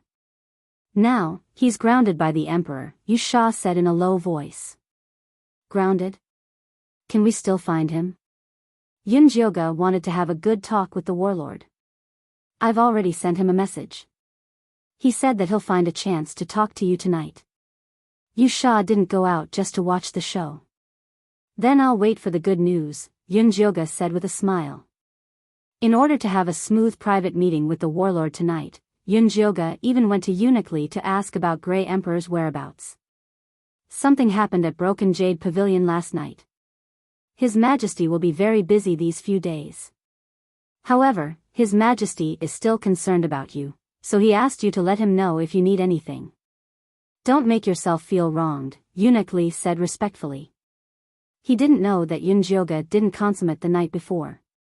He thought to himself that the white-skinned noblewoman was different this time. She didn't immediately send her out to have her miscarriage checked. I understand. Thank you, Eunuch Li. Knowing that Grey Emperor didn't have time to care about her, she was completely relieved. After nightfall, Yunjioga sent all the palace maids and eunuchs away. Only Yu Sha stayed with her to wait for the warlord's arrival. It wasn't until midnight that Zishang reminded her, he's here. Yu Sha retreated to the back and hid. Now wasn't the time for her to show herself. Yunjioga smoothed out the wrinkles on her clothes, got up, and opened the door. She saw the black-robed emissary wearing a white mask. Why are you here? Yunjioga frowned. She thought Warlord would come in person. She didn't expect him to send an emissary. How insincere. Good night, Miss Yun. His Highness Warlord is grounded by His Majesty and can't move. He could only send me as an emissary to negotiate with you. I wonder if you have anything to say to him? The masked man's voice was very gentle. It was easy to believe his words. I'm only talking to Warlord himself. I don't suspect anyone else. You may leave. Although Yunjioga knew that this masked man was Warlord's good friend, she didn't want to talk nonsense with him.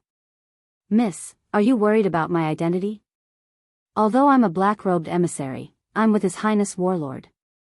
If you don't believe me, you can take a look at this. The masked man took out a gray token. On it was the symbol of the Revolutionary Army. It represented his position as the deputy leader of the Revolutionary Army. I don't care who you're with.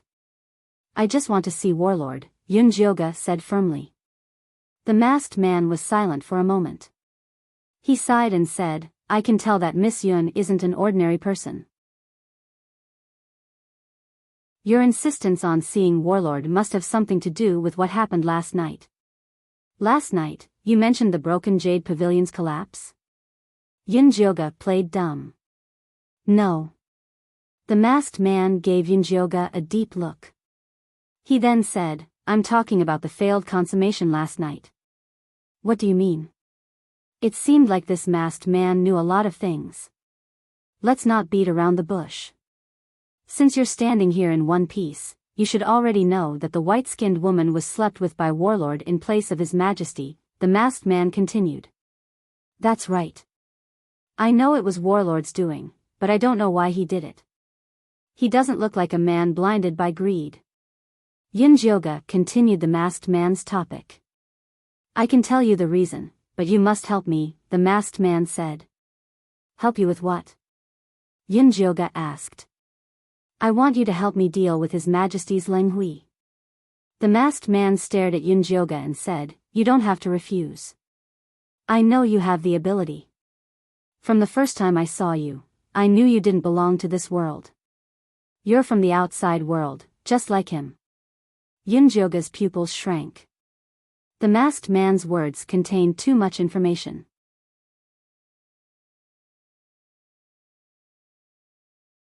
Chapter 421. So that gray-faced emperor came from the outside. No wonder he could cultivate to the golden core stage.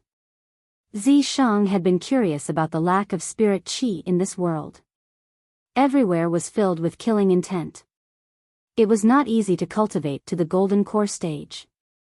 I was wondering why he was so weird. He didn't look like an emperor at all. Also, the rules in this palace are so messy. Yunjioga compared the palace in Thunder Country.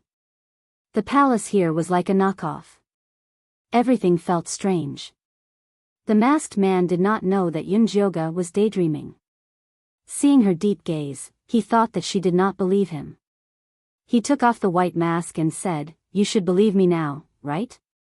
Under the mask was a handsome man's face. He looked exactly like Warlord. The only difference was that his face was very white. It was so white that it was almost transparent. It was very strange. What's your relationship with Warlord? Yunjioga narrowed her eyes. It was obvious that the masked man and Warlord had a special relationship. My name is Leng Bai. I'm Warlord Leng Mo's twin brother. Leng Hui is our big brother. Leng Bai narrowed his eyes and began to recount his memories. The country they lived in was called Grey Country. When children were born, they were weak white-skinned people. When their bloodline awakened, they would become gray-skinned people. The darker their skin, the stronger they were. They did not need to cultivate to have the power to fight tigers and wolves. At that time, Grey Country was not divided into ranks. Everyone was of the same status. Leng Hui was the eldest son of Grey Country's emperor. When he was born, he was the future heir. He was calm and generous. He had extraordinary talent. He loved his younger brother and cared for his people. He was a very good person. Until one day, he was seriously injured while hunting. His life was in danger. The state preceptor summoned his soul to save him. After Leng Hui came back to life, his personality changed. Not only did he become obsessed with cultivation, but he was also crazy about fair-skinned women. He requested the whole country to send fair-skinned women into his harem. Apart from that, he also plundered the wealth of the people to build a strange tower. Because he did not have enough people to build the tower, he divided the people into ranks according to their skin color. Those with dark skin were classified as untouchables. They were dragged to build the tower and did the most tiring and dirty work. At that time, Leng Bai and Leng Mo had realized that Big Brother might have been possessed by the devil. They had wanted to kill the devil, but they had been poisoned and controlled by Leng Gray instead. After Leng Bai and Leng Mo were poisoned, Leng Mo's body became stronger and stronger, but his mind became more and more muddled, and his bestial side often erupted. Leng Bai's skin was getting whiter and whiter, and his cultivation was getting higher and higher, but he had lost the ability to procreate. When Yunjioga heard that Leng Bai had been poisoned, he could not help but interrupt him. Stretch out your hand, I'll check your pulse. Leng Bai was stunned, but he still extended his hand obediently. A glimmer of hope appeared on his face. Yin Jioga placed his hand on Leng Bai's slender and fragile wrist and discovered that there was actually no pulse to speak of. It was a completely dead body. Leng Bai's body is cursed. This is refined by a golden core cultivator's soul energy mixed with poison. Only the person who poisoned him can remove it. You have no way of removing it now. Zi Shang had long seen that Leng Bai was poisoned. However, he had no way of curing this poison, so he did not tell Yin Jioga. It was actually a curse. Yin Jioga had heard of this strange poison before. It was very similar to a curse, but it was even more troublesome. To cure it, one had to be a realm higher than the person who poisoned him. This was impossible for Yin Jioga. Zi Shang was more likely to do so. However, it was obvious that Zi Shang would not waste his demonic power to do such a thing. I'm sorry, I have no way of curing it either. Yin Jioga retracted his hand helplessly. It's fine. The poison that the devil used is extremely strange. There's no cure at all. I've already resigned myself to my fate. Leng Bai lowered his eyes to hide his disappointment. He retracted his hand and continued to talk about Leng Hui. After that devil-possessed Leng Hui, he had also lost the ability to procreate. That was why he had Leng Mo, who had the same bloodline as Leng Hui, take his place in bed. After those white-skinned women slept with Leng Mo, they were brought to the tower by Leng Hui and disappeared. Leng Bai had once sent assassins to check on the tower, but without exception, none of them walked out alive. I originally wanted to go there personally, but as long as I get close to the tower, Leng Hui will immediately sense it and increase the dosage of the poison. When my skin becomes completely transparent, I will die. It doesn't matter if I die, but I can't watch the devil in Leng Hui's body destroy this country. Since you were able to come to our gray nation safely from the outside, you must have a way to deal with that devil. Leng Bai stared at Yin Jioga as if he was looking at a savior. It seems that this Leng Hui has been possessed. The power suppressing him should be the soul power that Leng Hui left behind, Zi Shang said thoughtfully. Then as long as we help to strengthen Leng Hui's soul power, won't we be able to send the person who has possessed him flying? Yin Jioga immediately asked. A soul that had lost its body was very weak. It would be easy to deal with it. We don't have anything that can strengthen Leng Hui's soul power now. Moreover, the possessed cultivator is already in the Golden Core realm. It won't be that easy to get rid of him, Zi Shang said calmly. This nameless Golden Core had possessed Leng Hui for so long. It was already deeply rooted in his body. It would be very difficult to get rid of it. Leng Bai might have a way.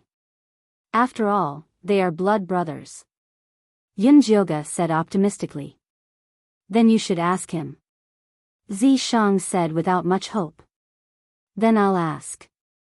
Yin Jioga came back to his senses and said to the nervous Leng Bai, I do have a way to deal with that possessed devil. Actually, I've already discovered a mysterious power that can suppress the devil. It should be the soul power that your big brother left behind. That means my big brother is still alive? Leng Bai's eyes widened in disbelief. That's right. If you can awaken your big brother, we have the confidence to deal with that devil.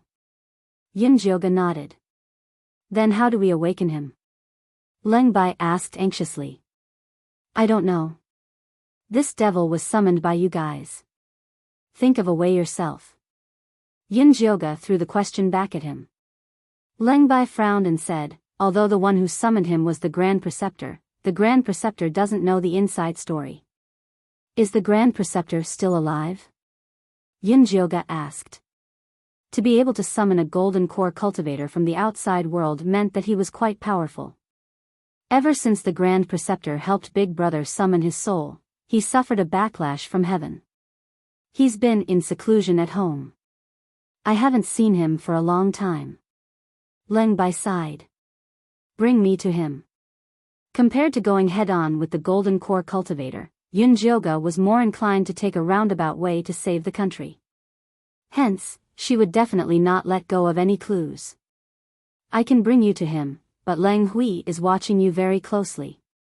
It'll be very difficult for you to leave the palace. Leng Bai looked troubled. It had taken him a lot of effort to sneak in tonight.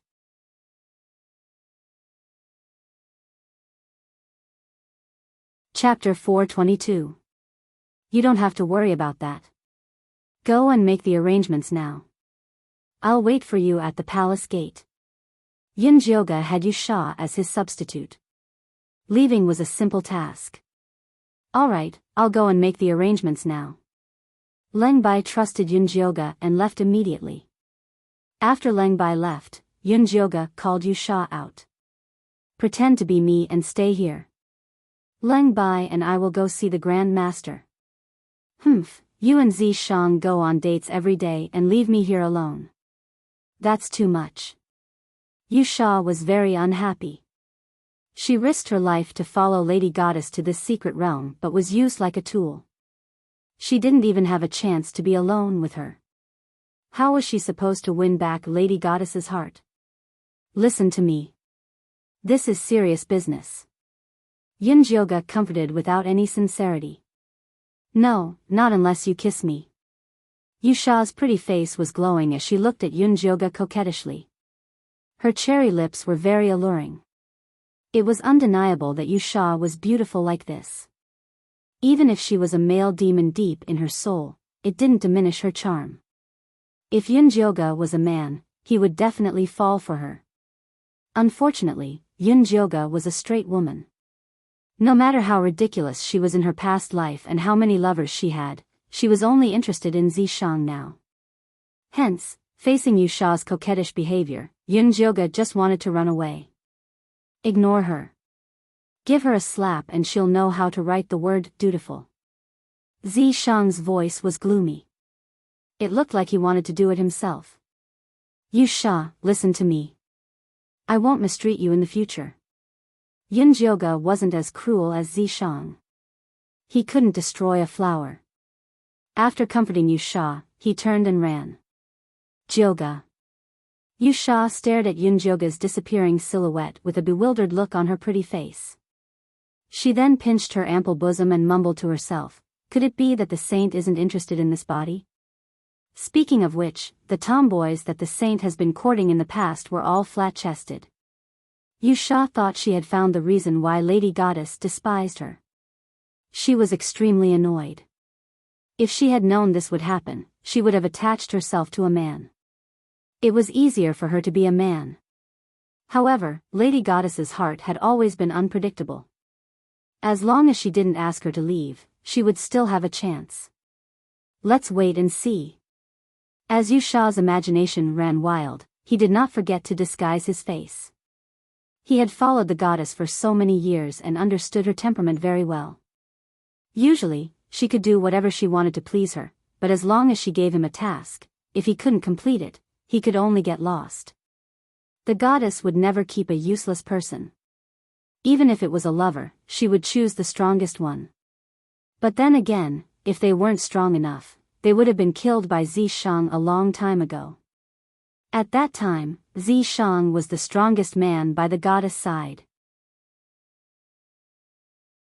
If it wasn't for the fact that he couldn't make the goddess pregnant and give birth to the child of life, the goddess wouldn't have gone around looking for lovers to give birth to. However, in this life, the goddess seemed to be completely bewitched by that fellow, Zi Shang. She didn't know if she still had the chance to rise to the top. It seemed that he still had to seize the opportunity to please the goddess. Otherwise, when those troublesome fellows rushed over, the competition would be even greater. Yu Sha lay on the bed, thinking about the goddess. He tossed and turned, unable to fall asleep. At this moment, a gust of wind with a faint fishy smell drifted in from outside. Yu Sha's body tensed up, but he soon relaxed and pretended to fall asleep. A moment later, a black silhouette entered the room without a sound. He stood by the bed and stared at Yu Sha. Then, he suddenly bent down and moved closer to Yu Sha's neck. His nostrils flared like a wild beast looking for prey. Yu Sha didn't need to open her eyes to know that the person who came was Leng Hui. She tried her best to relax her breathing so that Leng Hui wouldn't notice anything out of the ordinary. Leng Hui sniffed Yu Sha's body and knocked her out with a palm strike. He carried her on his shoulder and took her away. Before Yu Sha fainted, she only had time to send a message to Zishang and Yunjioga with her thoughts before she fainted. At this moment, Yunjioga and Leng Bai had just boarded the carriage and were about to head to the Grand Preceptor's residence, which was located 30 miles away from the capital. The Grand Preceptor used to live in the palace's observatory. Ever since he was struck by divine retribution, he returned to his old house and refused to see any guests. Leng Bai introduced the Grand Preceptor's life to Yunjioga on the carriage. The Grey Kingdom didn't have a Grand Preceptor in the past. That was until a natural disaster struck 100 years ago. A gust of murderous aura descended from the sky and spread like a plague. Those infected by the murderous aura would turn into walking corpses and go around killing people. Back then, the people were panicking and the Grey Kingdom was in danger of being destroyed. Later on, the Grand Preceptor saved the people of the world with the murderous pill he invented. The Emperor of the Grey Kingdom at the time was Leng Bai's grandfather. He cultivated the observatory in the palace and invited the Grand Preceptor back. The Grand Preceptor had a profound cultivation base and boundless transcendence energy. He was also very concerned about the people. Every time there was a natural disaster, he would inform the imperial court in advance and help the people avoid many disasters.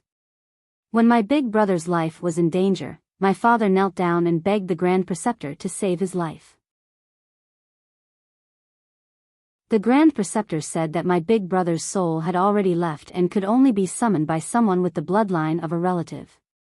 My father volunteered himself and the Grand Preceptor used another 49 sacrifices to successfully summon my big brother's soul back. I didn't expect a devil to follow my big brother back. Leng Bai's heart ached when he said this. He thought his big brother had passed away. He didn't expect his big brother's soul to still be around. It was just suppressed by the devil. This meant that the Grand Preceptor's soul summoning art was a success. Wasn't the murderous corpse arcane realm opened 100 years ago? Could this Grand Preceptor be an outsider as well? Yunjioga asked Zishang secretly. It's very possible, but we'll only know the specifics when we see him in person, Zishang said cautiously. At that moment, Leng Bai spoke. We're here. Yunjioga followed him down the carriage. In front of them was a gloomy manor. The surroundings were filled with tall locust trees, covering the manor tightly. The morning sun was very bright, but it couldn't penetrate at all. Yunjioga looked at the locust trees and felt inexplicably uncomfortable. It was as if she was in a graveyard. This is the soul sealing formation. Someone wants to seal the Grand Preceptor's soul here, Zishang said solemnly. It must be the person who possessed Leng Hui. He's so worried about the Grand Preceptor's soul escaping. This means that the Grand Preceptor must know something. Yunjioga felt that she had made the right decision to come here. Leng Bai saw Yunjioga staring at the locust trees and explained, after the Grand Preceptor suffered the backlash, he was afraid of sunlight. He found someone to hasten the growth of these trees. Didn't Leng Hui find someone to hasten the growth? Yunjioga raised her eyebrows. This answer didn't match what she had imagined. It's not Leng Hui. It's the Grand Preceptor, Leng Bai said with certainty. It's useless to ask him. Let's go in first, Zishang urged. He had already received news that Yu Sha had been taken away by Leng Hui. There was no time to waste here.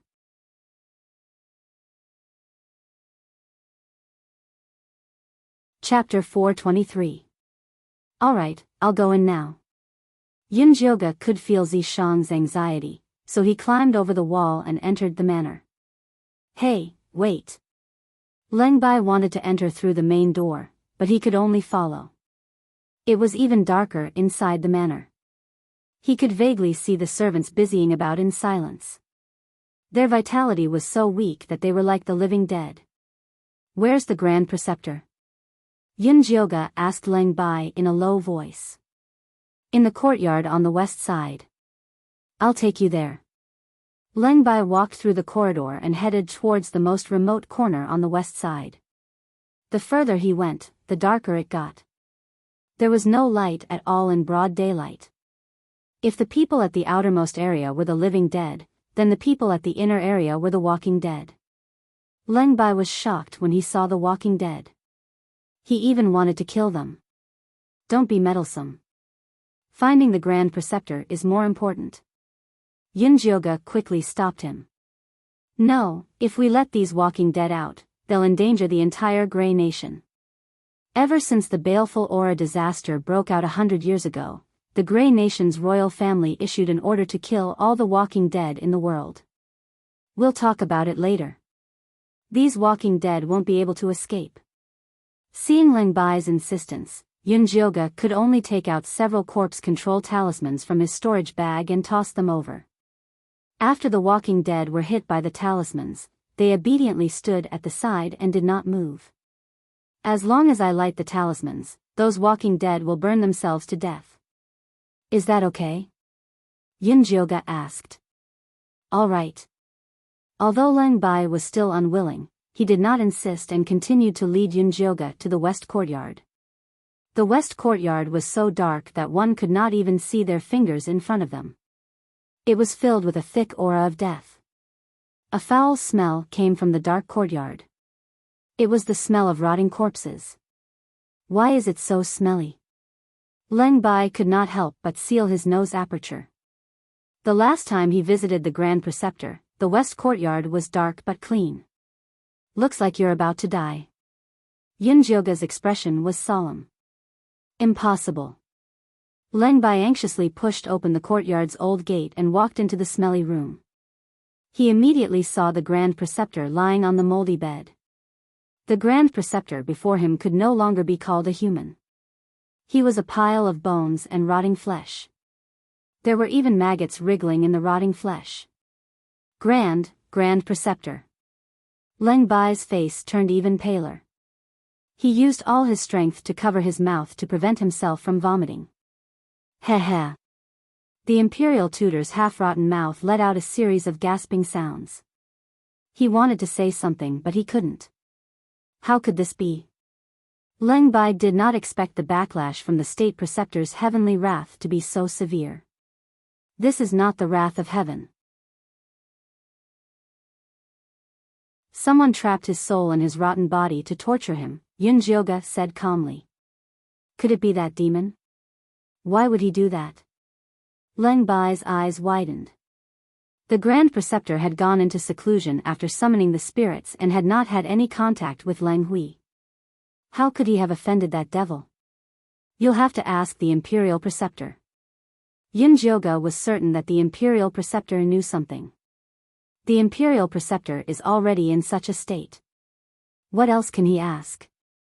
Leng Bai looked sorrowfully at the half-dead Grand Tutor. He didn't expect the Grey Kingdom's hero to end up in such a miserable state.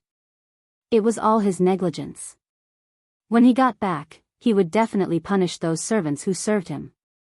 This is indeed a problem. Yunjioga frowned. The Imperial Preceptor's tongue was already half-rotten and he couldn't speak at all. His hands were only bones left. He probably couldn't write either. How was he supposed to communicate with him? Why go through so much trouble? Just search his soul directly, Zi Shang said coldly. Search his soul? Yunjioga was in a difficult position. The Imperial Preceptor was not an enemy. She couldn't do such a cruel thing. He was tortured by that golden core cultivator. As long as we help him take revenge, he will definitely be willing to let us search his soul. If you don't believe me, you can ask him, Zi Shang said confidently. All right. Yunjioga decided to give it a try. He asked the Imperial Preceptor, Imperial Preceptor, I'm here to investigate the demon that possessed Emperor Leng Hui. Are you willing to let us search his soul? No. Before the Imperial Preceptor could reply, Leng Bai had already rejected him. The soul-searching art was so cruel. How could they use it on the Imperial Preceptor? Hee. The Imperial Preceptor took a deep breath and nodded with all his might. See, I told you he would agree. Zi Shang looked as if he had already expected it. Imperial Preceptor. Leng Bai was at a loss. Since the Imperial Preceptor agrees, let's search. Yunjioga saw that Leng Bai was still hesitating. She said unhappily, if you dilly-dally now, not only will you increase the Imperial Preceptor's pain, you will also delay us from saving your big brother. Leng Bai thought of her big brother who was being suppressed by the demon. In the end, she still nodded and agreed. All right. Hand the body to me. I will search it. Zishang was worried about Yunjioga's technique. All right. Yunjioga closed her eyes in trust and handed the body to Zishang. Leng Bai, who was waiting anxiously at the side, saw that Yunjioga didn't move for a long time. Just as she was about to ask about the situation, Yunjioga suddenly opened her eyes. Her entire aura changed. There was a faint purple glow in the depths of her black eyes. She became cold and arrogant, inviolable. Leng Bai couldn't help but take a step back. She felt respect for the current Yunjioga from the bottom of her heart. Zishang didn't care about Leng Bai's rich inner thoughts. She walked straight to the Imperial Preceptor. She opened her fair and tender palm and aimed it at the Imperial Preceptor. A purple mist was spat out from her palm and wrapped around the Imperial Preceptor's head. Yunjioga's soul was hiding in his consciousness. He could clearly see the masses of consciousness being transmitted from the Imperial Preceptor. The truth was immediately revealed to the world. It turned out that the Imperial Preceptor was just an ordinary gray-skinned warrior. 100 years ago, he accidentally fell into a cliff crack near a volcano and obtained a supreme cultivation technique. The cultivation technique was written by a golden core cultivator called Cho Shan. It introduced a marrow cleansing pill. As long as one consumed it, they would achieve great success in the cultivation technique. At that time, the Imperial Preceptor was bewitched. He followed the method recorded in the book to collect the ingredients. In the end, he really refined a black marrow cleansing pill. After he consumed the marrow cleansing pill, a soul named Cho Shan suddenly appeared from the supreme cultivation technique and entered his body. It turned out that everything was Cho Shan's scheme. Cho Shan was originally a late-stage golden core cultivator from the outside world. When he accidentally fell into this space, his body was destroyed. His life depended on himself. He used a secret technique to hide his soul. Then, he released a supreme cultivation technique and waited for the host to appear. After Cho Shan took over the Imperial Preceptor's body, he killed 99 gray-skinned people. Then, he used their souls to set up an evil formation to summon the pestilence baleful Qi to lead to the Grey Kingdom. When the Grey Kingdom's emperor was helpless, he appeared with the antidote and successfully became the Grey Kingdom's Imperial Preceptor.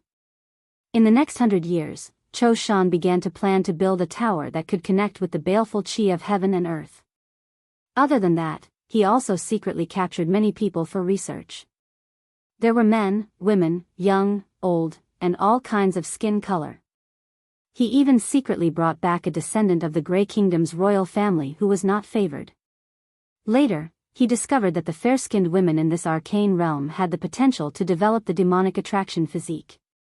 That was the best vessel to cultivate a baleful demon fetus.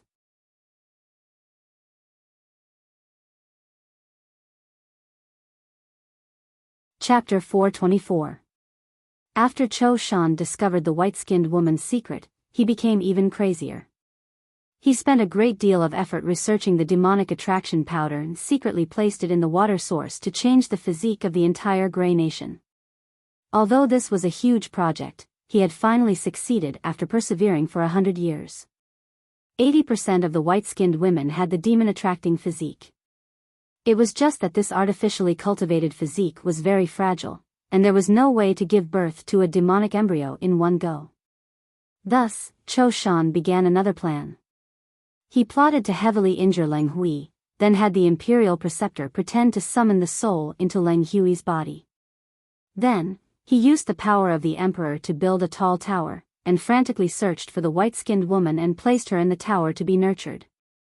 Because the Grand Preceptor's stubborn resistance over the past 100 years had caused Cho Shan a lot of trouble, after Cho Shan entered Leng Hui's body, He set up this evil spirit array to trap the Grand Preceptor in the rotting body and torture him. If Cho Shan knew that his pettiness had caused him to be exposed, would he regret it? I don't know if he will regret it or not. I only know that Cho Shan must be related to Cho Sr., Zi Shang said with certainty. It's just that they have the same surname. They might not be related. Yin Jioga felt that there was some involvement. Cho Sun once said that we can find the treasure map if we get the bloody bead. Later, the bloody bead exploded and we came here to meet Cho Shan. Do you think it's a coincidence? Anyway, he didn't think so. You mean the last piece of the treasure map is in Cho Shan? Yin Jioga was excited. That's right. That's the only explanation. If Cho Sun didn't know Cho Shan, how could he know the secret of the bloody killing bead and the treasure map? If the treasure map is really with Cho Shan, then we didn't come here for nothing. Yin Jioga suddenly became excited. Originally, he thought that he was just unlucky to fall into this godforsaken place. He never thought that he would be able to find the last piece of the treasure map. Miss Yun, did you find any news from the soul search? The Grand Preceptor is dying. Leng Bai looked at the Grand Preceptor who was gradually losing his breath and immediately became anxious. The Imperial Preceptor has already gone to where he should go. With a flick of Yunjioga's finger, a wisp of white flame landed on the Imperial Tutor's body, instantly burning him to ashes. This pitiful State Preceptor had been dragged by Cho Shan to live for 100 years. He had long wanted to be free. Did the State Preceptor say anything about how to deal with that devil? Leng Bai continued to ask. No, but the Grand Preceptor has already told us the name of the devil. Yin Jioga told Leng Bai about the information regarding Cho Shan that he had obtained from the Grand Preceptor's soul. Cho Shan has been hiding for 100 years. Leng Bai felt a chill run down his spine. Could they really defeat that devil after setting up so many traps for 100 years? Don't be discouraged. I already know the method to stimulate your big brother's soul power, Yin Jioga said confidently. The reason why the State Preceptor was able to resist Cho Shan for 100 years as a mortal was because of his deep love for the Grey Kingdom. Leng Hui had always been a competent emperor, and his love for the Grey Kingdom was only deeper than the State Preceptor's. As long as he set it up properly, he would definitely be able to awaken Leng Hui's soul. Then let's hurry back, lest a long night brings trouble. The more Leng Bai understood Cho Shan's background, the more he feared him. Now he just wanted to get him out of his big brother's body as soon as possible. There's no rush.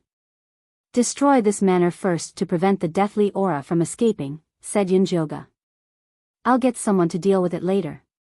Even if Yin Jioga had not mentioned it, Leng Bai would have destroyed all the walking corpses in this manor. Get someone to chop down the surrounding trees first. Wait for sunlight to shine into every corner of the manor before you kill the walking corpses. This step cannot be wrong, or else the consequences will be very serious, Yin Jioga instructed sternly.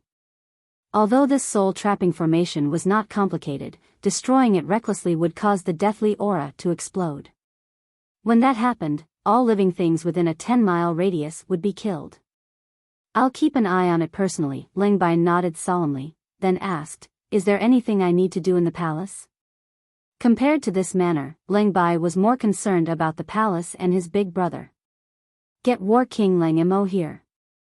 The two of you will be able to deal a heavy blow to Cho Shan if you work together. These two brothers were definitely the key to defeating Cho Shan. Alright, I'll go look for Leng Mo now, Leng Bai said impatiently.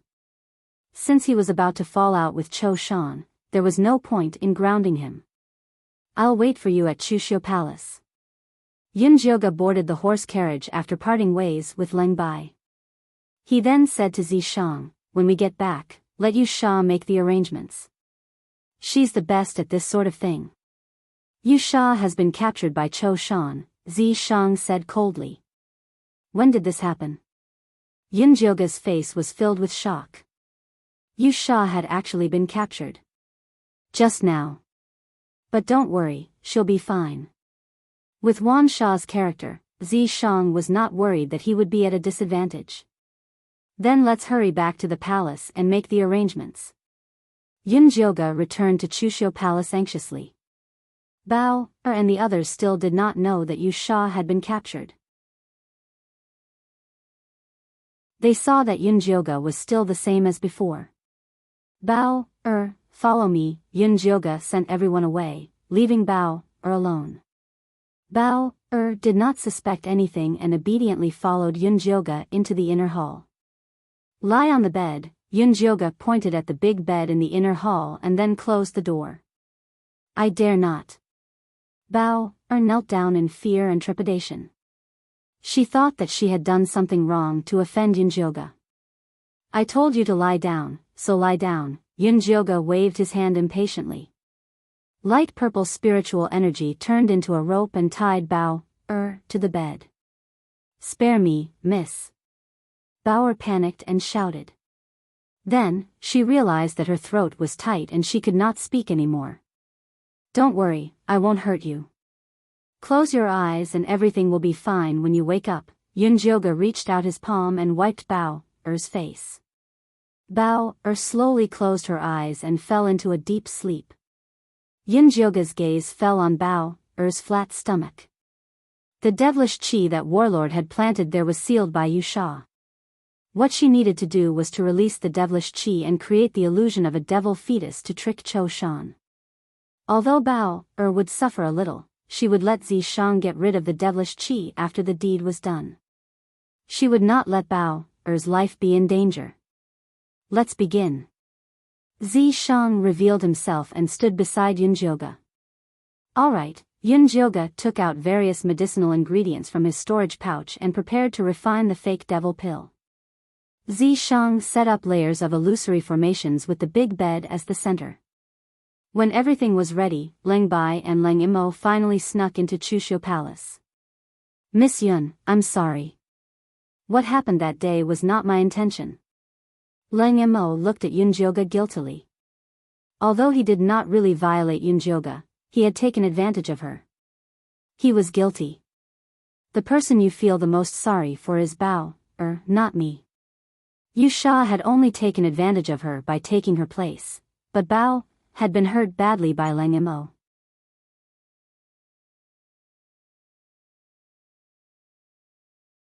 Chapter 425. Leng Imo was slightly surprised as he looked at Bao, who was sleeping soundly on the big bed. He vaguely remembered that when the drug took effect, he had casually grabbed a palace maid and taken her to the pear garden. Could it be her? Over the years, Leng Imo had hurt many women under Cho Shan's control. However, those women were all taken into the high tower, and it was unknown whether they were dead or alive.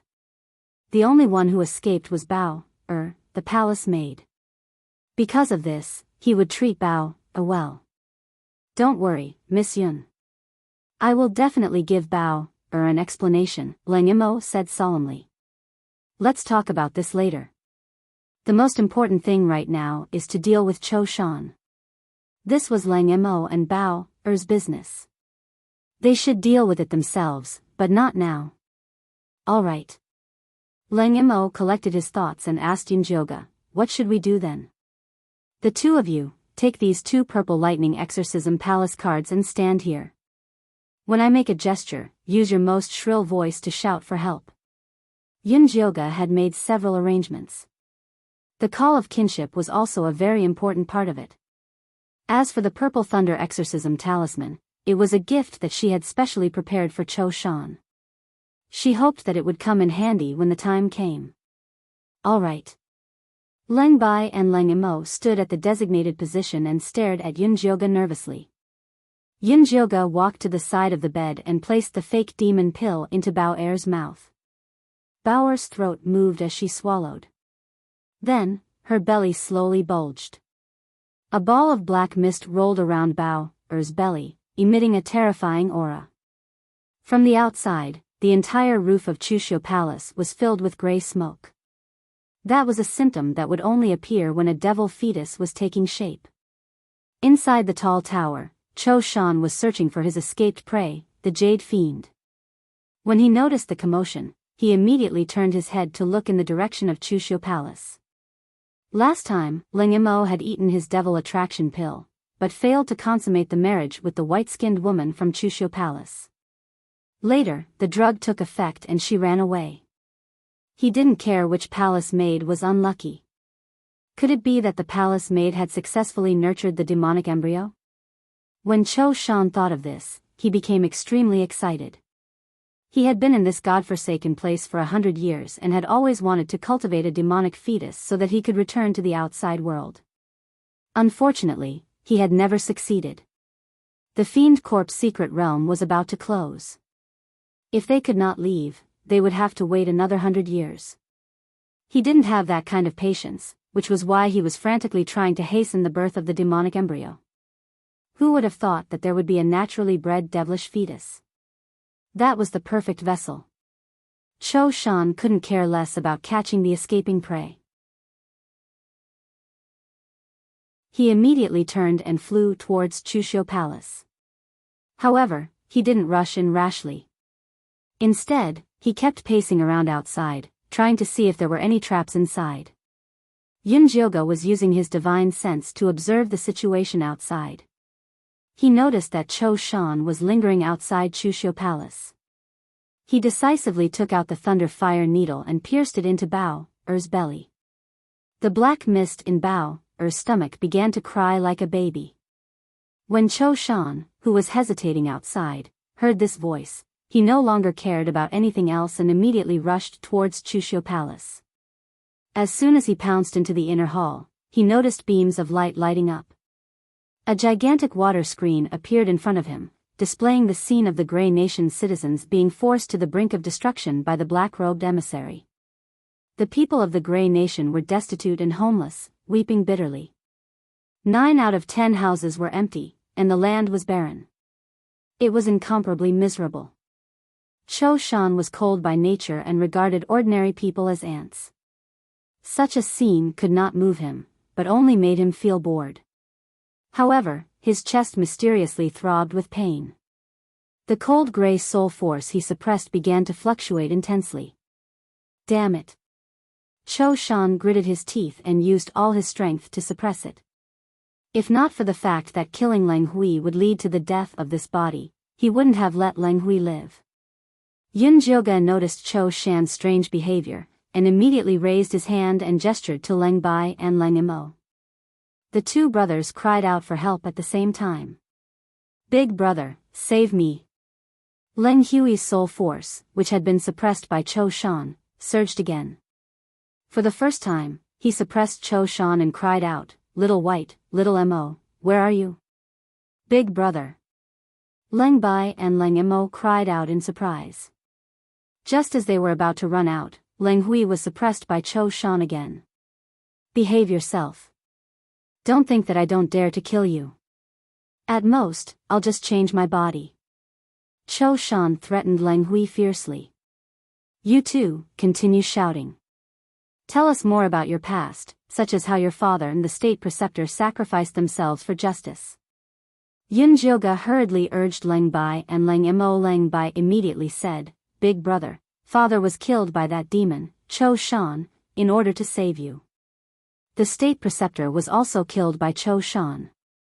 Actually, Cho Shan was the one who caused the baneful aura disaster 100 years ago. He set up a formation in the state preceptor's manor and wanted to destroy our Grey Nation again. Big brother, our Grey Nation is in danger. Only you can save our people. Leng Bai and Leng Imo echoed each other. Leng Hui's soul force surged again, and he roared angrily, Damn Cho Shan, get out of my body. Now. Zi Shang, hurry up and attack, Yun Jioga said excitedly. Zi Shang charged forward like a ghost and slammed his palm on Leng Hui's Bai Hui acupoint. Leng Hui was fighting with Cho Shan over his body. Just as he was about to be killed by the enraged Cho Shan, an extremely dense soul force surged into his soul. Leng Hui immediately felt as if he was being helped by God. He kicked Cho Shan out of his body. Yun Jioga saw a thick black fog erupt from Leng Hui's body.